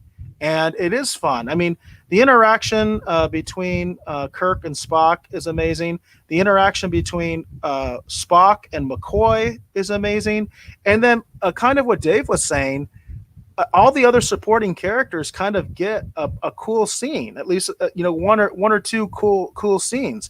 I kind of forgot all the stuff that Chekhov was doing. And Chekhov actually becomes a really important part of the story, because there's this moment, anybody who's into Star Trek knows about the needs of the many versus the needs of the one, right?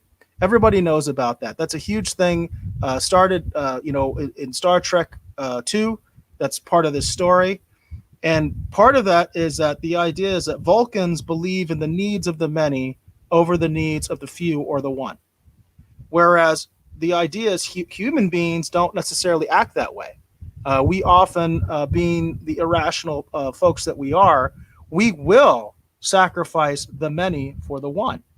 That happens. It happens all the time. They will send in, if there's a hostage situation, they will send in an entire team of SWAT team members to save that one person, putting that entire SWAT team at risk. And just on the face of it, when you think of it in those kind of terms, it's like, yeah, it doesn't make a whole lot of logical sense to be risking multiple people for the life of one person. But part of the theme of this movie is that that's part of being human. And that's part of Spock coming to terms with a little bit of his human side when they acknowledge that they need to go and rescue Chekhov, which I thought was really interesting, because they could have just left him there to die. If they had just left him there to die, there probably wouldn't have been any real repercussion to that, because he would have been dead. and they wouldn't have found out anything more about Chekhov or anything like that because he would have been gone. He would have been, if anything, a footnote in history and probably thought of as a Russian agent or something like that. But they go back and they save him because they just feel like that's the right thing to do. And so there's a lot of good stuff in this, and again, that's very Trek. That's a big Trek argument, with that idea of the Vulcan philosophy versus the quote unquote human philosophy. And then Man of Sand mentions, I read that George Takei had said a scene was scripted but never filmed, where Sulu would get to meet his great-great-grandfather in San Francisco. Man of Sand, I seem to remember that story as well. Do you, Dave? Yes. I do think that I'd heard George Takei actually talk about that at actually one of the conventions that I saw him at. I think it was the year that I actually met him that he brought that up. Yeah, I'm feeling like when I saw him, he may have said that story as well, because I went to a convention with George Takei when I was pretty young. It was right when it was right after Star Trek 6 came out. And I'm feeling like he may have mentioned that, but I don't know anything else about it. Man of Sand, if you know a little bit about it, I'd appreciate your insight on it. But I do remember that story. There's actually quite a few George Takei stories of scenes that were cut or rewritten with Sulu, because he was actually all the way in Star Trek 2. There was an idea of making him a captain, and of course, it didn't happen until Star Trek 6. Well, and actually on YouTube, I've seen it before. You'd have to dig around to find it, but there's actually a restored clip where someone took the delete. There's a little bit of a conversation that happens when they're in the travel pod and they're headed actually to the Enterprise and Star Trek II: Wrath of Khan, and it's the scene where they're traveling back, and Kirk has the line. He says, "Well, I'm glad to have you at the helm for 3 weeks. I don't think these kids can steer." There's a little bit of a line that's cut out of there that someone's actually put back in. It was on a deleted scene, and they're actually discussing the fact that Sulu has actually he's essentially, he is the captain of the Excelsior, but it just hasn't been made kind of official yet. So this is like his last little tour before he basically gets his first command. And it's very interesting that they shot that going all the way back to Star Trek II: Wrath of Khan. That was the thing. They always seem to be working to advance these characters a little bit further than they actually got to show in the films, which is very interesting. I wouldn't be surprised, and I think I'd heard that too, Man of Sand. I think I'd actually heard George Takei himself actually talk about that at a convention at one point.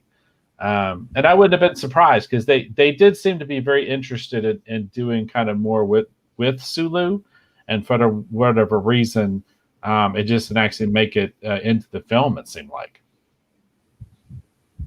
Yeah, I do remember that George Takei was he really did enjoy the Huey thing, though. I do remember that he was really into that. He thought that was really cool about Sulu piloting the Huey helicopter and stuff like that, and I got a kick out of that scene as well. Yeah, it's very cool. It's very cool. And in addition to cool things too, the art direction on this movie is really great. And I want to call it out because I love Bob Peck, or Bob Peaks. I'm not exactly sure the proper way to pronounce his last name. I'm a huge fan of his illustration work. He actually did the poster you see here for Star Trek IV: The Voyage Home. He actually did also too the classic Wrath of Khan, and of course Star Trek: The Motion Picture, and Search for Spock. Those are all Bob Peck or Bob Peak's work, and I love his stuff. Back in the days when creating posters was an opportunity to create an amazing piece of art when you were creating movie posters. So that is a great poster. That poster is awesome. I've always loved the Bird of Prey too, the Klingon Bird of Prey. I think that ship is iconic. And it's kind of funny to realize, as iconic as it is as far as a Klingon thing, folks might forget sometimes that Kirk commanded one. Yeah. That's part of the legend and the lore of the Klingon Bird of Prey, is the fact that Kirk commanded one at one time. Yeah, and this poster is cool too, because even though the way the scene plays out of the movie is slightly different. That is one of the most iconic moments when I think about this film. There's so many iconic moments, but when you talk about the bird of prey, that shot where the bird of prey actually flies. I can't remember. I know I just saw it. I can't. It flies under the bridge, doesn't it? Yeah, it like flies underneath the Yeah, golden. it's so. Yeah, Yeah, yeah. that scene is definitely iconic with the bird of prey. Another scene I love too is the one where they're actually facing down the whaling ship, and they fire the harpoon. It bounces off and it materializes above and the guys are like, "Oh, what the hell is that?" And they're trying to get away from it. That's such a great moment too. That is a great moment. Yeah, I remember in the theater the energy of that moment. That people were just like, "Oh my God," that was just crazy. Can you imagine that? Yeah, it's and that's the thing. This movie, that's the big thing. This movie is an adventure, and it's fun, and I feel like sometimes with some of the Calvin movies, sometimes I feel like that's kind of the missed opportunity. I think sometimes that I get the feeling that sometimes that I don't think people remember that Star Trek should be fun. It should be an adventure, above all else. I think sometimes that gets forgotten somehow in the shuffle to make the film. It's like, should it have stakes? Yes. Should it be somehow relevant? Of course. There's all these platitudes and these ideas and these things that it should be reflective of or representative of or whatever. I mean, it's yeah. But at the end of the day, it should also be fun. It should just be a fun adventure. And that's one of the great things about the Voyage Home is that it has so much fun, adventurous moments. Is it unpredictable? Yes. Is it exciting? Yes. Does it have great effects? Yes. Has it got good drama? Yes. Like, is it entertaining? Are people laughing? Yes. It's like it's got all these great things, but also too, it's just a fun adventure. Whether it's Chekhov running across the deck, of the Enterprise, trying to escape the MPs, where it's all the fun stuff they do with the birds of prey. Just that's the thing. It's just this movie just has so much. It's just so much fun. It's just so much fun. And even the small moments like Scotty talking to the computer, and he picks up the mouse. Computer, hello, computer. Right. It's just there's just so much wonderful fun stuff in this movie. I can't recommend this movie enough. If you've never seen it, I can't recommend this movie enough. And just to clarify, Eric, I wasn't saying you should skip over Star Trek 3. I could just see where if you're like, well, I'll watch 2 Star Trek movies and that's it. I'm not going to do any more. I mean, for me, I'm thinking it's like, well, you have to see Wrath of Khan and you have to see Voyage Home. Like, for me, those are the 2 most important in terms of like pop culture. When you're going to talk about things that people are going to reference or talk about or quote, I think those are going to be your 2 most iconic, in my mind anyway, Star Trek movies. Because I love 3, but I also love Motion Picture. I love 6. Like there's so many great Star Trek movies in my mind, but when I'm thinking of, well, if you're only going to watch 2, because I can't say if you only watch 1, because if you only watch 1, I have to say Wrath of Khan. I cannot say not say Wrath of Khan. Like that's if you're only going to watch 1, you have to watch Wrath of Khan. But if you're going to watch 2, you have to see Voyage Home. That's the one you have to see, in my mind, anyway. Yeah, I get that. I personally, I think a lot of people don't realize that there is a trilogy, that the 2, 3, and 4 are a trilogy. They absolutely are. And I like to put attention on that. I think Star Trek 3 is highly underrated. Star Trek 4 obviously has a huge following. I think of even non-Star Trek folks that have seen it. Like I said, I think it's the gateway drug to Star Trek, really, if you want to get somebody into it that doesn't really like this kind of stuff. And it's done very well. It's done very well, in my opinion. And it really also shows all the deficiencies in New Trek, in my opinion, and how they're not going about these very same issues the way that you could deal with them in Trek. Big one, because we haven't talked about it too much. You touched on it, but the message of this film, the central story is all about the destruction of a species. It's about the hunting and the killing of whales that was happening very much at the time, and there was a lot of thought that perhaps we would hunt these species to extinction. And what are the consequences of that? What are the unknown consequences of destroying a species? And this is a very fantastical version of that. Very fantastical. But the core point was we don't know what those consequences might be, what that short-sightedness might result in.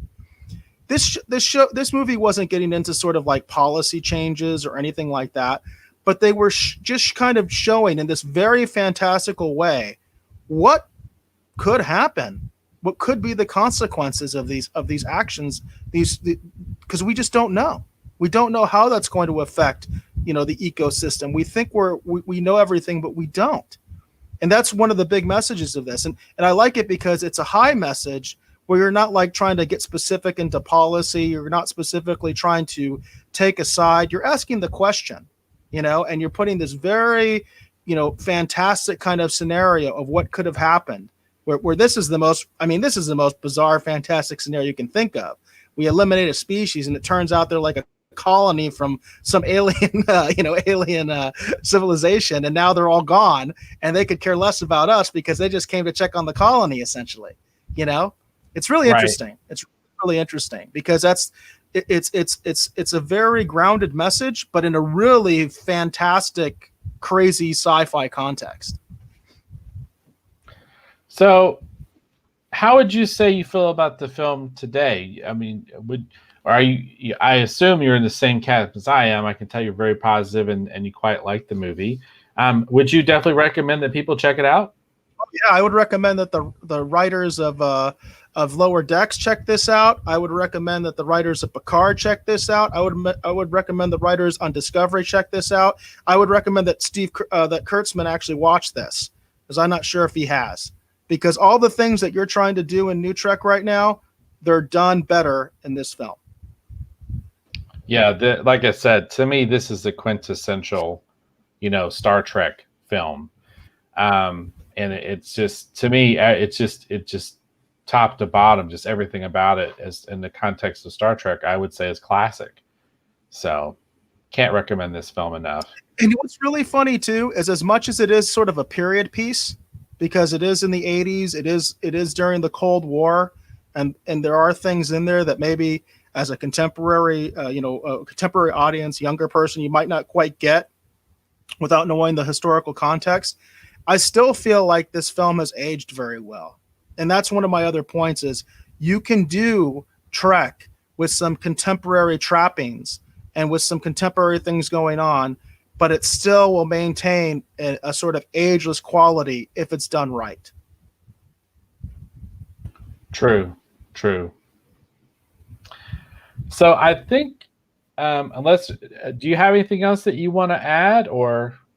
No, I think that's all I got to say. That's right. Like I said, this is Trek. It's got all the trappings of what they're supposedly, what you can kind of see they're trying to do in New Trek, but this is the way you actually do it. Very cool. All right. Well, if that's good, I think we're good to probably go to the outro. So, all right. We want to thank you for hopefully watching or listening to this episode of the Retro Rogues Live. Again, I've been one of your hosts. My name is Dave Beatty. I would encourage you to go over and check out what we have happening over at my website, kirbytees.com.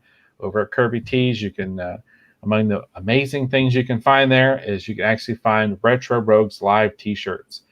Any purchase of one of those is helping to support what we're doing here at Retro Rogues, and we would greatly appreciate your support. I want to thank my co-host, Mr. Eric Alexander. Eric, please tell the folks watching or listening at home where they can learn more about you on the interwebs. I'm most active on Twitter, and that's at BaseGod14. You can see you can see that screen name right there, BassGod14. That's BASSGOD14. That's my Twitter. As I mentioned, my DMs are always open. If you want us to review something, let me know, and we'll try to take a look at it. My DMs are always open. I love to interact with folks. That's also the official Twitch account, is at BassGod14, and that's also the official YouTube. And as I mentioned, I recently posted a short film that I did on there called Connection Established. So anybody wants to check that out, I appreciate it. It is very much an experimental film, but I also it's something that I'm proud of doing, that I was able to do it during shelter in place with the pandemic going on. A couple comments from the Rogues Gallery. Jane came in a little late, but she said, "So sorry I missed you guys tonight." Jane, we're sorry we missed you as well. And then Amanda Sand says, "Another excellent show, gentlemen. Thanks for another great presentation." Thank you, Amanda Sand, for your comments. And Bobby left earlier, but I did want to acknowledge him because we didn't get to his comment. But Bobby left earlier, and he said, "Thanks for the show, gents. Early work tomorrow." Well, thank you for checking us out. And with that, we will leave our viewers with the